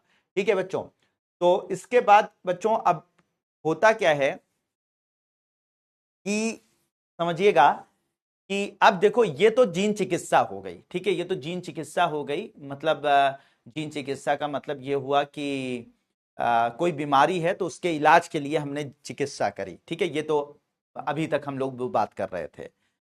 अब बहुत मजा आएगा, बहुत जबरदस्त चीज बताने वाला हूं। ठीक है, आपको हंसी भी आएगी, आपको मजा भी आएगा, बहुत इंटरेस्टिंग भी लगेगा। कि अभी तक तो मामला ये था कि जो जीन चिकित्सा थी वो बीमारियों के इलाज के लिए कराई जा रही थी ना, कि बीमारी कोई है तो उसका इलाज के लिए हम जीन चिकित्सा करवा लें। लेकिन जैसे जैसे अब विज्ञान और तकनीक जो है वो बढ़ती चली जा रही है, और भी ज्यादा टेक्नोलॉजी नई नई आती जा रही हैं, तो इंसान का दिमाग खुराफाती है, तो वो सोच रहा है कि किसी तरीके से और भी इसका, जैसे होता है ना, कहते हैं ना कि चलो तूफानी करते हैं। तो वही तूफानी करने के चक्कर में एक बड़ा काम शुरू कर दिया इंसान ने, हद से आगे बढ़ने लगा। उन्होंने कहा चलो जीन चिकित्सा में तो, मतलब किसी बीमारी की चिकित्सा में हम जीन चिकित्सा कर रहे हैं तो ठीक है, लेकिन ये ऐसा भी तो हो सकता है कि किसी को कोई बीमारी ना हो और हम कुछ अगर गुण जो है या अवगुण जो है किसी इंसान के अंदर बदलवा सकते, अपने आप बदलवा लें, मतलब बीमारी ना हो ऐसे गुण। मतलब उसका एग्जाम्पल ये हुआ कि मान लीजिए कि आपके घुंघराले बाल हैं, आपकी जो पार्टनर है, आपका पार्टनर है, उसके भी घुंघराले बाल हों। समझ में आ रही बात? तो दोनों के घुंघराले बाल हों तो डेफिनेटली जब आपके घुंघराले बाल हैं, आपके पार्टनर के घुंघराले बाल हैं, तो डेफिनेटली बच्चा भी जो पैदा होगा घुंघराले बालों वाला होगा। लेकिन आपको पसंद है थोड़ा सा स्ट्रेट बाल, आपको पसंद है कि भैया जैसे शाहरुख खान के बाल हैं वैसे। ठीक है, आपकी आंखें ब्राउन हैं और आप मतलब आपकी आंखें जो है काली भूरी हैं, और आपके पार्टनर की भी आंखें भूरी हैं। लेकिन उसके बाद आप चाहते हैं बच्चा जो है वो ऐश्वर्या राय के जैसा नीली आंखों वाला हो। शौक है भाई, शौक है, और पैसा है तो शौक है। ठीक है, तो मान लीजिए ऐसा होता है, अगर ऐसा होता है तो क्या सर हम लोग अपने आने वाली जनरेशन के, अपने बच्चों के क्या व्यवहार या इस तरीके के आनुवंशिक लक्षणों को चेंज कर सकते हैं? तो ये वैज्ञानिकों ने सोचा। तो वैज्ञानिकों ने कहा भाई जैसे हम लोग यहां पर डिफेक्टेड जीन अलग कर रहे हैं, अभी तक आप लोगों ने जीन चिकित्सा में क्या देखा? आप लोगों ने जीन चिकित्सा में देखा जो कि खराब जीन होते थे उसको हम निकाल देते थे और अच्छे जीन का प्रवेश करा देते थे। तो ऐसे ही एग्जैक्टली इसी जीन चिकित्सा की मदद से हम लोग क्या करेंगे कि बचपन में, मतलब भ्रूणी अवस्था में ही हम क्या करेंगे, जो आगे आने वाली जनरेशन होगी, आगे आने वाला जो बच्चा होगा, उसके वो जीन जो हमें पसंद नहीं है उसको निकलवा दें, और जो जीन हमें पसंद है वो ऐड करवा दें। हमारे बच्चे के अंदर भूरी आंखों वाला जीन जा रहा है तो हम उसके अंदर ऐश्वर्या राय या कोई जो जो नीली आंखों वाले व्यक्ति होते हैं उनके शरीर से एक कोशिका निकाल कर और उनका जीन, नीली आंखों वाला जीन जो है इसके अंदर ऐड करवा दें। हमारे अंदर हमारे घुंघराले बाल हैं, हम चाहते हैं बच्चा स्ट्रेट बाल वाला हो तो स्ट्रेट बाल वाले जीन ऐड करवा दें, या जो भी गुण, ठीक है, हम चाहते हैं अपना बच्चा क्रिकेटर बनवाना चाहते हैं तो क्रिकेटर के लिए जो जरूरी, मतलब एक अच्छे स्पोर्ट्समैन के लिए जो जरूरी जीन होते हैं वो उसके अंदर ऐड करवा दें। तो इस तरीके से हम क्या कर सकते हैं, इस तरीके से हम क्या कर सकते हैं, पूरा का पूरा बच्चा हम अपने हिसाब से तैयार कर सकते हैं, उसको डिजाइन करवा सकते हैं और ऐसा डिजाइन करवा सकते हैं। ऐसा भविष्य में होगा, मतलब आप हस्बैंड वाइफ उसमें पहुंचेंगे, जीन चिकित्सा केंद्र में पहुंचेंगे, वहां पे कैटलॉग रखा होगा, जैसे आप रेस्टोरेंट में जाते हैं ना, सब लिखा रहता है कि ये क्या खाना है, क्या मंगवाना है, वो सब लिखा रहता है, आपके सामने भी लिखा रहेगा। आप तुरंत जो है वो बता देंगे भाई ये हमारे बच्चे के अंदर गुण चाहिए। मतलब बच्चा बाद में पैदा कीजिए, पहले उसके गुण डिसाइड कर लीजिए कि बच्चा फ्यूचर में कैसा दिखेगा और कैसा बनेगा, ठीक है, किस तरीके का होगा। तो ये हो जाए तो इसमें करना क्या पड़ेगा भाई, अभी हम लोग बीमारू जीन को निकाल रहे हैं, तब हम क्या करेंगे, जो गुण या अवगुण वाले जो भी जीन हम हटाना चाहते हैं या जो गुण वाले जीन हम डालना चाहते हैं वो डलवा देंगे उसके अंदर। तो ये इस तरीके से जो बच्चा पैदा होगा, जो बच्चा पैदा होगा जिसमें हम जीनों में परिवर्तन करके अपने हिसाब से बच्चों को पैदा कर पाएंगे, अपने गुणों के हिसाब से जो हम चाहते हैं वैसे गुणों के टाइप के बच्चों को पैदा कर पाएंगे। तो ऐसे बच्चे को डिजाइनर बेबी कहा जाएगा। क्या कहा जाएगा बच्चों, डिजाइनर बेबी, ठीक है। जैसे डिजाइनर होते हैं ना, जो उसमें डिजाइनर बुटीक होती हैं, लड़कियां खूब अच्छे से समझती हैं, वहां पे क्या होता है, कपड़ा एक लड़की लेकर गई, दूसरी लड़की भी वही कपड़ा लेके गई, लेकिन वो बता देती है, एक लड़की बताती है कि भाई ऐसा है, एक होता है कहते हैं कि भैया आप अपने हिसाब से सही से सिल दीजिएगा, और एक होता है कि नहीं साहब ऐसा मत करिएगा, अपने हिसाब से इसकी जो गला है थोड़ा डीप कर दीजिएगा, और इसका जो है वो एक बाहें रहे मत बनाइएगा, बाहों जो ये होता है ना, बाहें होती है ना, मत बनाइएगा, थोड़ा छोटा कर दीजिएगा, थोड़ा बड़ा कर दीजिएगा, आप अपने हिसाब से डिजाइन करवा लेते हैं। तो वही काम, तो वो डिजाइनर बुटीक कहलाता है। उसी तरीके से कल जीन चिकित्सा केंद्र होंगे जहां पर जाकर आप अपने हिसाब से बच्चों को डिजाइन करवा सकते हैं। तो इस तरीके के जो बच्चे पैदा होंगे जिनको आप अपने हिसाब से पैदा कर पाएंगे, अपने गुण अवगुणों के साथ पैदा कर पाएंगे, जैसा आप चाहते हैं वैसे बच्चे पैदा हो पाएंगे, उसे हम लोग डिजाइनर बेबी के नाम से जानेंगे। अब आप लोग कहेंगे सर ऐसा कैसे पॉसिबल हो सकता है, क्या ऐसा पॉसिबल हो जाएगा, ऐसा पॉसिबल हो जाएगा, क्या ऐसा हो सकता है? बिल्कुल हो सकता है, बिल्कुल हो सकता है भाई। अभी हम क्या कर रहे हैं, खराब जीन को निकालकर उसकी जगह पर अच्छा जीन ऐड कर रहे हैं, ठीक है। कल हम जो जीन नहीं चाहेंगे, आंखों वाला जीन नहीं चाहेंगे, भूरी आंखों वाला नहीं चाहेंगे, उसकी जगह पे नीली आंखों वाला करवा देंगे। क्या दिक्कत है, कुछ भी दिक्कत नहीं है, हो सकता है। और आप कह रहे हैं कि सर ऐसा पॉसिबल हो पाए, आप पता नहीं क्या क्या बातें, सर बताते नहीं है बेटा, बताते नहीं है, बल्कि आप कह रहे होंगे क्या ऐसा हो पाएगा, आप सोच रहे होंगे क्या ऐसा हो पाएगा कि सिर्फ ये हवाबाजी है। नहीं सर, हो नहीं पाएगा, बल्कि हो गया, हो गया। और हो किसने किया, ये काम चाइना ने कर दिया। चाइना ने दुनिया का पहला डिजाइनर बेबी तैयार कर दिया, और उसका नाम, उन डिजाइनर बेबी का नाम है, दो जुड़वा बच्चे पैदा किए हैं, लुलू और नाना। क्या नाम रखा गया है, लुलू और नाना। 2018 में ही पैदा कर दिया, ठीक है। तुम लोग यहां सोचते रहो ऐसा हो पाएगा, नहीं हो पाएगा, सही होगा, गलत होगा, उन्होंने पैदा कर दिया। लुलू नाना नाम का चाइना ने डिजाइनर बेबी पैदा कर दिया 2018 में। और इसको जो पैदा करने वाले जो वैज्ञानिक थे उनका नाम था ही जियान कुई। क्या नाम था, ही जियान कुई, ठीक है, जियान कुई नाम के वैज्ञानिक ने इसको पैदा भी कर दिया, ठीक है। तो ये काम जो आप सोच रहे हैं कि होगा नहीं होगा, ठीक है, सब हो गया, ठीक है, सब कुछ हो रहा है, चाइना कुछ भी कर रहा है, हाँ बिल्कुल सही बात है। तो इसमें करेंगे कैसे बच्चे, उसको थोड़ा सा समझ लीजिए कि इसमें सीधी सी बात है कि हम पहले क्या करेंगे, पहले हम लोग क्या करेंगे, मान लीजिए ये व्यक्ति है और ये इसकी वाइफ है या इसकी महिला मित्र है, जो भी है, मतलब पार्टनर है इसकी। तो हम इससे, पुरुष से उसका स्पर्म लेंगे, ठीक है, उसका स्पर्म लेंगे, और महिला से उसका हम क्या लेंगे, ओवम लेंगे, यानी अंडाणु। तो इससे इसका शुक्राणु लिया जाएगा, ठीक है, इससे इसका, पुरुष से इसका शुक्राणु लिया जाएगा, महिला से इसका अंडाणु लिया जाएगा, ठीक है, शुक्राणु अंडाणु लिया जाएगा, दोनों को आपस में फर्टिलाइज किया जाएगा, ठीक है, फर्टिलाइज यानी कि निषेचन कराया जाएगा। ये सब कहाँ होगा, लैब में। ये कहाँ पर होगा बच्चों, ये सब सारी चीजें लैब में होंगी। इसका शुक्राणु ले लिया गया, इसका अंडाणु ले लिया गया, इसका निषेचन कराया गया लैब के अंदर। इससे क्या तैयार हुआ? इससे तैयार हुआ भ्रूण। ठीक है, इसमें तैयार हुआ, क्या तैयार हो गया बच्चों? ये लैब के अंदर हो रहा है, ये सारा प्रक्रिया कहाँ हो रही है? प्रयोगशाला में, लैब के अंदर हो रही है। ठीक है, भ्रूण तैयार हो गया। अब इस भ्रूण के अंदर हम जीन चिकित्सा करेंगे। क्या करेंगे बच्चों? इस भ्रूण के अंदर जीन चिकित्सा करेंगे, यानी जो भी जीन हमें चाहिए होंगे उसमें उसको हम ऐड कर देंगे, जो जीन हमें नहीं चाहिए होंगे उसको हम निकाल देंगे। यानी जो जीन, जिस तरीके के कैरेक्टर आप चाहते हैं, जिस तरीके के गुण चाहते हैं, वो सारे जीन इसके अंदर ऐड कर दिए जाएंगे भ्रूण के अंदर। जो जीन नहीं चाहते हैं उसको निकाल दिया जाएगा। यही कि पूरी तरीके से जेनेटिक मॉडिफिकेशन, ठीक है, आनुवांशिक रूप से रूपांतरण कर दिया जाएगा। और फिर उसके बाद जो इस भ्रूण से, ठीक है, ये जो भ्रूण होगा, इस भ्रूण को फिर हम चाहेंगे तो मां के गर्भ में हम इसे प्रत्यारोपित कर देंगे। ठीक है, मां के गर्भ में हम इसे प्रत्यारोपित कर देंगे। अब आप कहेंगे सर मां यही रहेगी, ये भी हो सकती है, और सरोगेट आजकल माएँ चल रही हैं तो वो भी हो सकती हैं, उसको हम प्रत्यारोपित कर देंगे। और फिर इससे जो बच्चा पैदा होगा 9 महीने के बाद, 9 महीने के बाद सारा ये जेनेटिक परिवर्तन कहाँ करेंगे? लैब में। लेकिन बच्चा कहां पर जो है वो बड़ा होगा? अपने मां के गर्भ में। ठीक है, तो 9 महीने के बाद बच्चा, जब जैसे सभी बच्चे मेच्योर होते हैं वैसे ये भी मेच्योर होगा, और इसके बाद 9 महीने के बाद ये बच्चा पैदा हो जाएगा, और ये होगा डिजाइनर, डिजाइनर बेबी।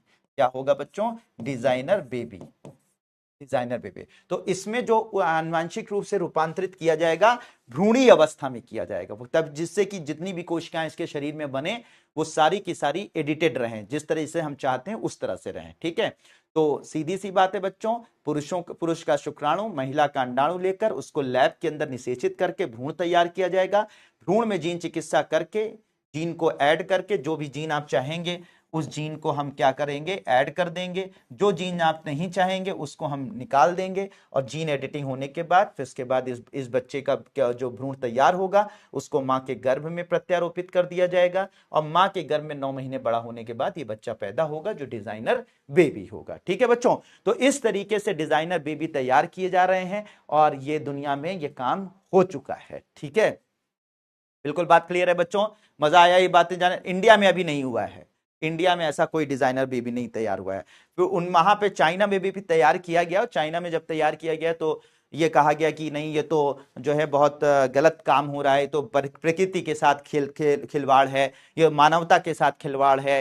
ठीक है, तो ये सब बहुत हुआ, तो फाइनली जो ही जियानकुई थे उनको डाल दिया गया जेल के अंदर। लेकिन चाइना है भैया, चाइना है, 3 से 4 साल बाद उनको रिलीज कर दिया। और जेल में क्या हमें क्या पता लगा जेल के अंदर जो है वो चाइना उनको पूरी सारी फैसिलिटी दे रहा हो कि अब कहीं तुम्हें जाने की जरूरत है, हम तुम्हें सारी फैसिलिटी प्रोवाइड करेंगे, तुम बढ़िया और बनाओ। ठीक है, उनका क्या है? ठीक है, तो ये सारी चीजें तो नोट कर लीजिए इसे बच्चों।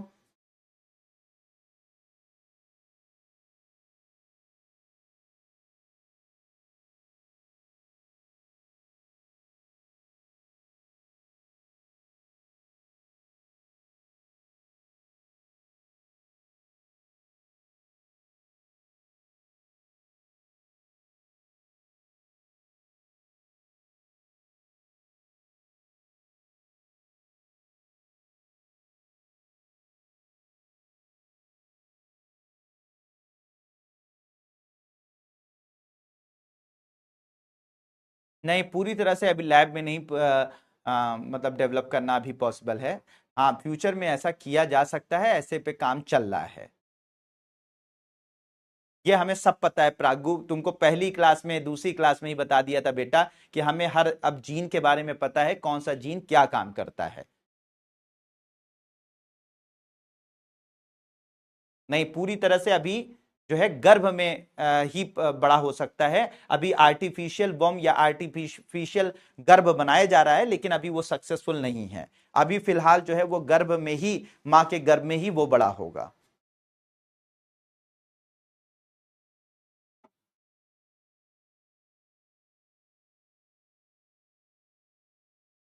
सर कई सेल में नहीं भाई, 23वां जोड़ा क्यों नहीं एक्टिवेट होता है? बिल्कुल एक्टिवेट होता है ईशा।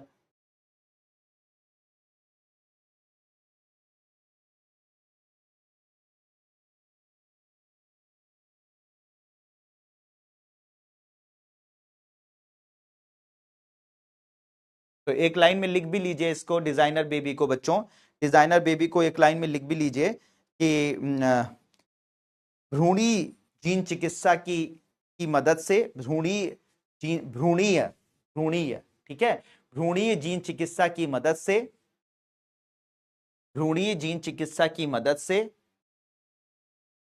भ्रूणीय जीन चिकित्सा की मदद से,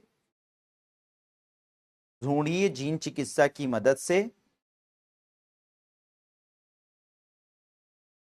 वांछित वांछित आनुवांशिक गुणों के साथ, वांछित, वांछित का मतलब जो हम चाहते हैं, ठीक है, वांछित आनुवांशिक गुणों के साथ, वांछित आनुवांशिक गुणों के साथ,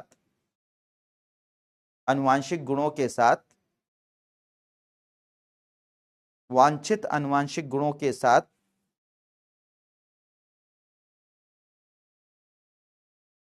वांछित आनुवांशिक गुणों के साथ बच्चों के जन्म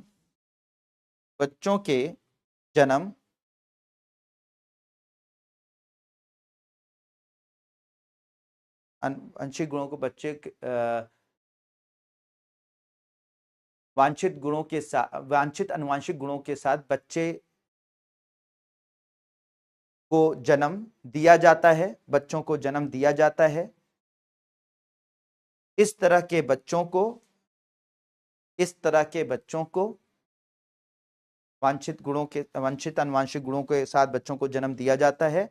इस तरह के बच्चों को डिजाइनर बेबी के नाम से जाना जाता है। इस तरह के बच्चों को डिजाइनर बेबी के नाम से जाना जाता है। थैंक यू दिलशाद भाई। नहीं, एआई से नहीं बच्चे पैदा होंगे।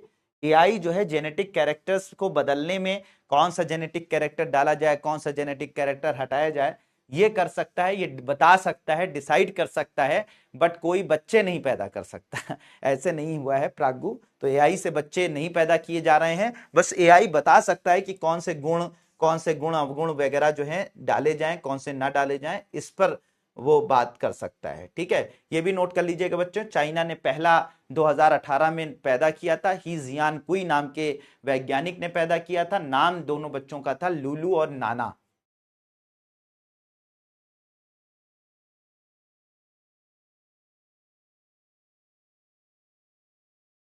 लुलू और नाना।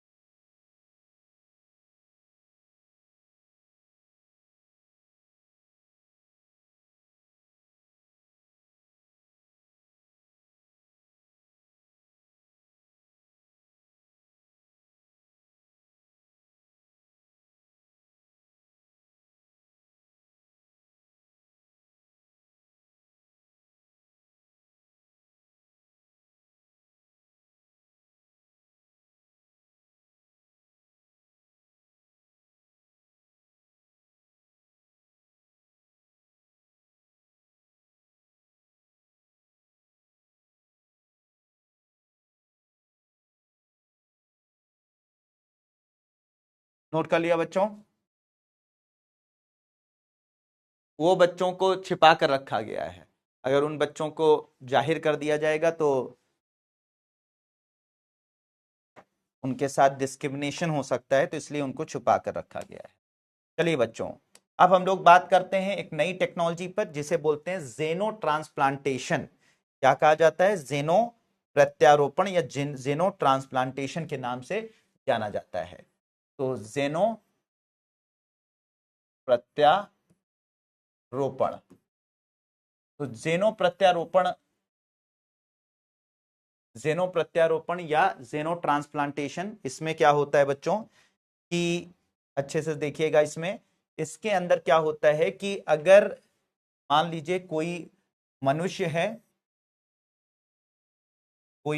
है, तो उस मनुष्य के बहुत बीमार है, इसके शरीर में जो है वो अंगों की कमी है, इसके इसका शरीर का कोई अंग खराब हो गया है, तो ऐसी कंडीशन में ये मरीज है, ये इसका अंग खराब हो गया है, तो ऐसी कंडीशन में हम क्या करते हैं कि एक दूसरा जानवर, ठीक है, एक दूसरा जानवर लेते हैं, कलर नहीं सही आ रहा है,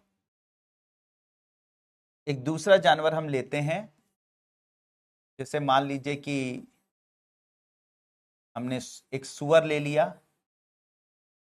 ठीक है, एक सुअर ले लिया और उसके अंग को मनुष्य के शरीर में प्रत्यारोपित कर दें, तो इसे हम लोग क्या बोलते हैं, जेनो प्रत्यारोपण या जेनो ट्रांसप्लांटेशन कहते हैं। लेकिन बच्चों ये आप लोगों ने सुना होगा कि मनुष्य का सुअर का हृदय इंसान में लगा दिया गया, सुअर की किडनी इंसान में लगा दी गई, ठीक है, तो ये आपने सुना होगा, इसे जेनो ट्रांसप्लांटेशन कहते हैं। लेकिन बेटा ये आसान नहीं होता है, ऐसे नहीं होता है कि पता लगा कि एक इंसान की किडनी खराब है, पता लगा सुअर जो है बेचारा आराम से आज सुबह सुबह आया हुआ है और मिट्टी में और लोट रहा है और इंजॉय कर रहा है, धूप में बढ़िया मिट्टी में जो है वो लोट कर इंजॉय कर रहा है, और तुम गए पकड़ पीछे उसको पकड़ के लाए, उसकी किडनी निकाली और इंसान में ट्रांसप्लांट कर दिया। ऐसा नहीं होता है। हम लोगों के न्यूज़पेपर, खास करके हिंदी न्यूज़पेपर ऐसे ही लिखते हैं, सुअर का हृदय लगाया गया इंसान के शरीर में, ठीक है, अब नहीं होगी किडनी की समस्या, ठीक है, क्योंकि सुअर की किडनी लगेगी इंसान में। तो ऐसा नहीं है, ऐसा नहीं होता, बहुत मुश्किल प्रक्रिया है ये, ऐसे आसान काम नहीं। यहाँ पर इंसान का किडनी जो है वो इंसान में लगा दो तो रिजेक्शन हो जाता है, ठीक है, तब तो बॉडी एक्सेप्ट नहीं करती है, और वहां पे पता लगा कि इंसान का वो सुअर का लगा दोगे तो फिर सुअर का थोड़ी ना इंसान का बर्दाश्त कर पाएगा, ऐसा नहीं होता है, ठीक है। अब होता क्या है, अब इसमें समझिएगा, होता यह है बच्चों कि जैसे अगर जेनो ट्रांसप्लांटेशन करना होता है तो सबसे पहले वो जो सुअर होता है उसके स्पर्म एंड ओवम से, अंडाणु और शुक्राणु की मदद से पहले भ्रूण बनाया जाता है, ठीक है, सुअर का भ्रूण तैयार किया जाता है, ठीक है, सुअर का क्या किया जाता है, भ्रूण तैयार किया जाता है। और ये जो भ्रूण होता है, ठीक है, अच्छा सुअर को ही क्यों लिया जाता है, ये भी सवाल है कि सुअर को ही क्यों लिया जाता है, ठीक है, तो सुअर को इसलिए लिया जाता है क्योंकि सुअर और इंसान के जो जेनेटिक कैरेक्टर होते हैं, जो आनुवंशिक गुण होते हैं, वो काफी कुछ मिलते जुलते हैं। मतलब सुअर हमसे सबसे ज्यादा जो करीब जानवर हैं, ठीक है, उनमें से एक है। मतलब सोचो कि जैसे चिंपांजी है तो वो भी हमसे काफी मिलता है, ठीक है, लेकिन सुअर जो है जितने भी इस तरीके के जानवर हैं उनमें सबसे यूनिक है और सबसे इजीली अवेलेबल है। मतलब कि चिंपांजी तो मिलता है हमसे हमसे काफी कुछ, लेकिन उसको चिंपांजी बहुत रेयर है, लेकिन सुअर तो हर जगह अवेलेबल है, और सुअर के जेनेटिक कैरेक्टर हमसे बहुत बहुत बहुत ज्यादा मिलते हैं। मतलब मोस्टली कैरेक्टर हमारे उसके मिलते हैं। वैसे भी हरकतों में भी हम एक ही हैं, बस हमारे पास एक्स्ट्रा ब्रेन है, वरना तो सारी हरकतें भी कम थोड़ी ना है। हम किसी को कुछ भी कर देते हैं, लड़ रहे हैं, झगड़ रहे हैं, एक दूसरे को मार रहे हैं, यही सब तो काम कर रहे हैं। चलिए, तो लेकिन हमारे पास एक दिमाग दे दिया गया है, ठीक है। इंसान और जानवर में फर्क क्या है? जानवर जो है वो जब किसी को मार देगा, किसी का मर्डर कर देगा, किसी के ऊपर हमला कर देगा, तो वो अपनी गलती, मतलब गलती स्वीकार करे ना करे, उसको जो भी सजा दी जाती है वो ले लेता है। तो इंसान के पास दिमाग है, तो इंसान किसी को वही काम कर रहा है, हमला कर रहा है, किसी का मर्डर कर रहा है, किसी का रेप कर रहा है। लेकिन मजेदार बात इंसान के साथ ये होती है कि इंसान हर गलत काम करता है, लेकिन भगवान ने उसको दिमाग दे रखा है और वो अपने हर गलत काम को एक्सेप्ट नहीं करता, बल्कि उसको एक तरीके से कह सकते हैं उसमें उससे बचाव करता है अपने आप को, अपना दिमाग लगा लगा। अरे मैंने तो रेप इसलिए कर दिया क्योंकि उसने छोटे कपड़े पहने थे, मैंने तो उसको मार दिया क्योंकि मुझे गुस्सा आ गया था। तो इंसान और जानवर, जो काम इंसान जानवर कर रहा है वही इंसान भी कर रहा है, लेकिन इंसान सिर्फ क्या करता है, अपने गलत कामों को क्या करता है कि प्रोटेक्ट कर, अपने गलत कामों को भी सही ठहराता है, ठीक है, कोर्ट में जाके सही ठहरा रहा होता है, उसके लिए 10 जुगाड़ करता रहता है कि किसी तरह से मैं बच जाऊं। लेकिन जानवर है, जानवर को भाई उसने गलत काम किया, उसको गोली मार दो, वो बेचारा क्या कहेगा? वरना काम तो सब वही कर रहे हैं ना हम लोग, अगर ध्यान से समझो तो सब कुछ वही है। तो मामला यहां पर यह है बच्चों, ये तो एक अलग डिस्कशन हो जाएगा, लेकिन मामला यह है कि ये बिल्कुल फैक्ट है कि इंसान का जो जेनेटिक कैरेक्टर्स होते हैं, ठीक है, जो आनुवांशिक गुणधर्म होते हैं, वो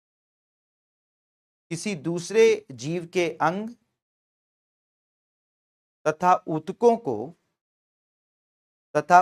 को प्रत्यारोपित किया जाता है। प्रत्यारोपित किया जाता है। मनुष्य के शरीर में किसी दूसरे जीव के अंग अथवा ऊतकों को प्रत्यारोपित किया जाता है। प्रत्यारोपित किया जाता है। ठीक है, तो अब इसको उतार लीजिए कैसे किया जाता है।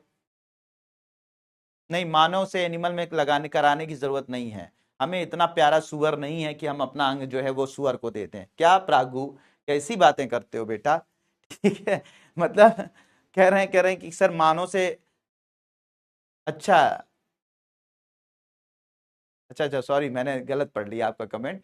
लिखा है अब तो मानव से अच्छे तो एनिमल ही होते हैं। हाँ हाँ, बिल्कुल एनिमल तो अच्छे होते ही हैं। मैंने सोचा आप कह रहे हैं कि मानव मतलब मानव से एनिमल में दे सकते हैं, तो भाई इतने अच्छे हम लोग नहीं हैं, क्यों दें। हमारा बस चले तो हम दूसरे का निकाल लें। हाँ, बेबी मर जाता है कोमल यादव। अब बेबी अपना क्या कहते हैं, मानव को बचाने के लिए अब एक सुअर का तो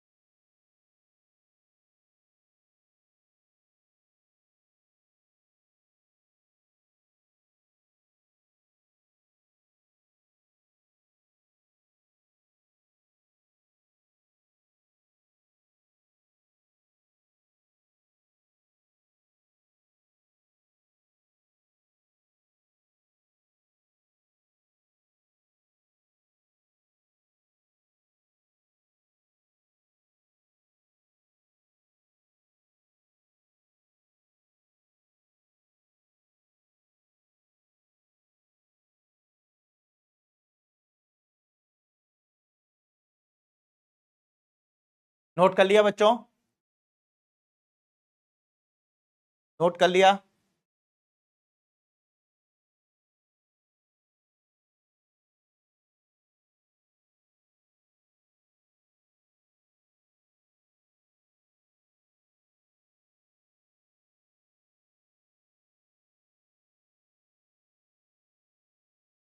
बिल्कुल संभव संभव है अजय तनु।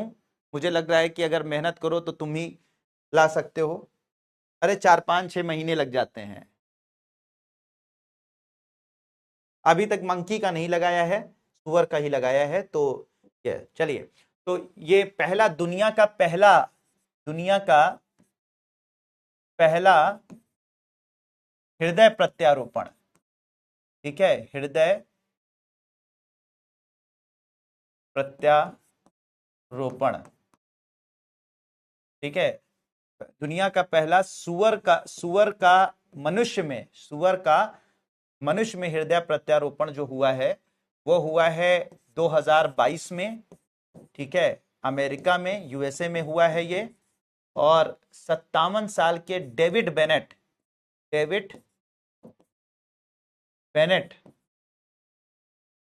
नाम के व्यक्ति के अंदर हुआ था इसको।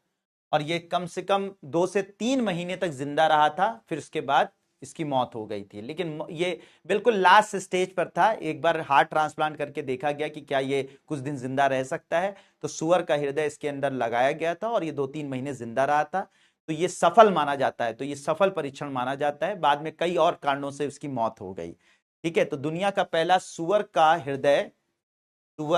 का मानव में सुअर का मानव में हृदय प्रत्यारोपण जो हुआ था वो कहां हुआ था, 2022 में यूएसए में डेविड बेनेट नाम के व्यक्ति के शरीर में। ठीक है, इसे नोट कर लीजिए, दुनिया का पहला हृदय प्रत्यारोपण था।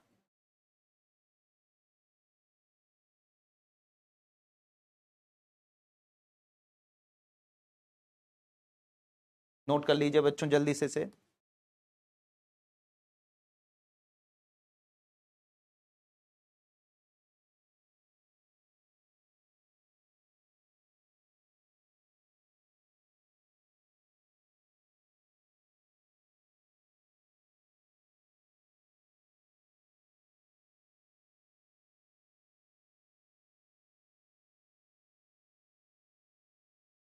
हो गया। चलो, इंडिया में ऐसा कुछ नहीं हुआ है, ठीक है, इंडिया में ऐसा कुछ नहीं है। इसके अलावा अभी तक जो है अभी तक जो हुआ है वो हृदय का प्रत्यारोपण हो चुका है। इसके अलावा त्वचा का प्रत्यारोपण किया जा चुका है सुअर से इंसानों के अंदर। इसके अलावा अभी किडनी का भी हम लोगों ने प्रत्यारोपण किया था, ठीक है। इसके अलावा हृदय में वॉल्व होता है, ठीक है, हृदय वॉल्व का प्रत्यारोपण किया गया है। इसके अलावा जो है कॉर्निया, आंखों की जो कॉर्निया होती है, ठीक है, आंखों की कॉर्निया का प्रत्यारोपण हुआ है, ठीक है। इसके अलावा जो है वो कुछ तंत्रिका कोशिकाओं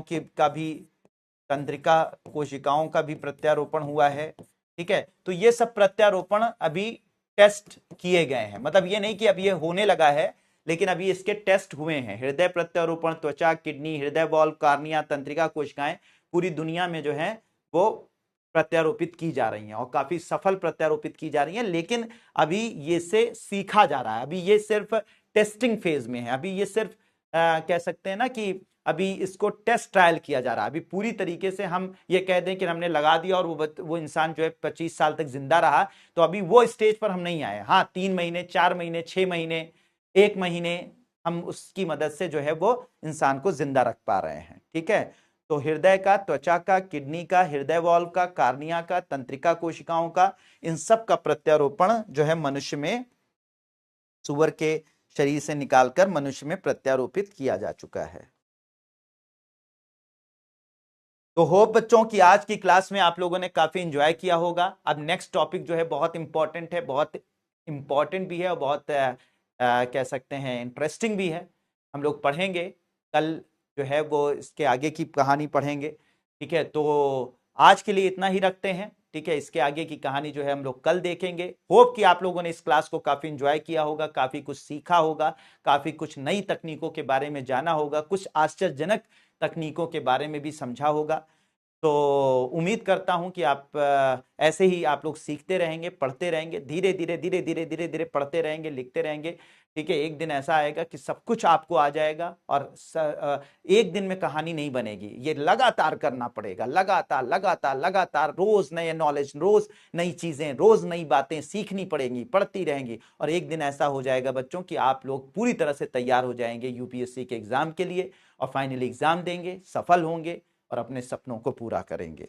तो मेरी बहुत सारी शुभकामनाएं आपको कि आप लोग सफल हों, ठीक है। हाँ जरूर अजय एंड तनु, ठीक है। तो जरूर आप कामयाब होंगे, नंबर 1 रैंक लेकर आएंगे। तो बिल्कुल आप ला सकते हैं, सबके अंदर वो क्षमता है। लेकिन बस ये है कि एक दिन से की पढ़ाई से नहीं होगा, ये अभी आपको महीनों ये कार्यक्रम करना पड़ेगा, रोज करना पड़ेगा, रोज ये चीजें करनी पड़ेंगी, ठीक है। तो चलिए बच्चों, thank you so much and may God bless you all. खुश रहिए, आबाद रहिए, बहुत शानदार तरीके से रहिए, ठीक है। मैं उम्मीद करता हूं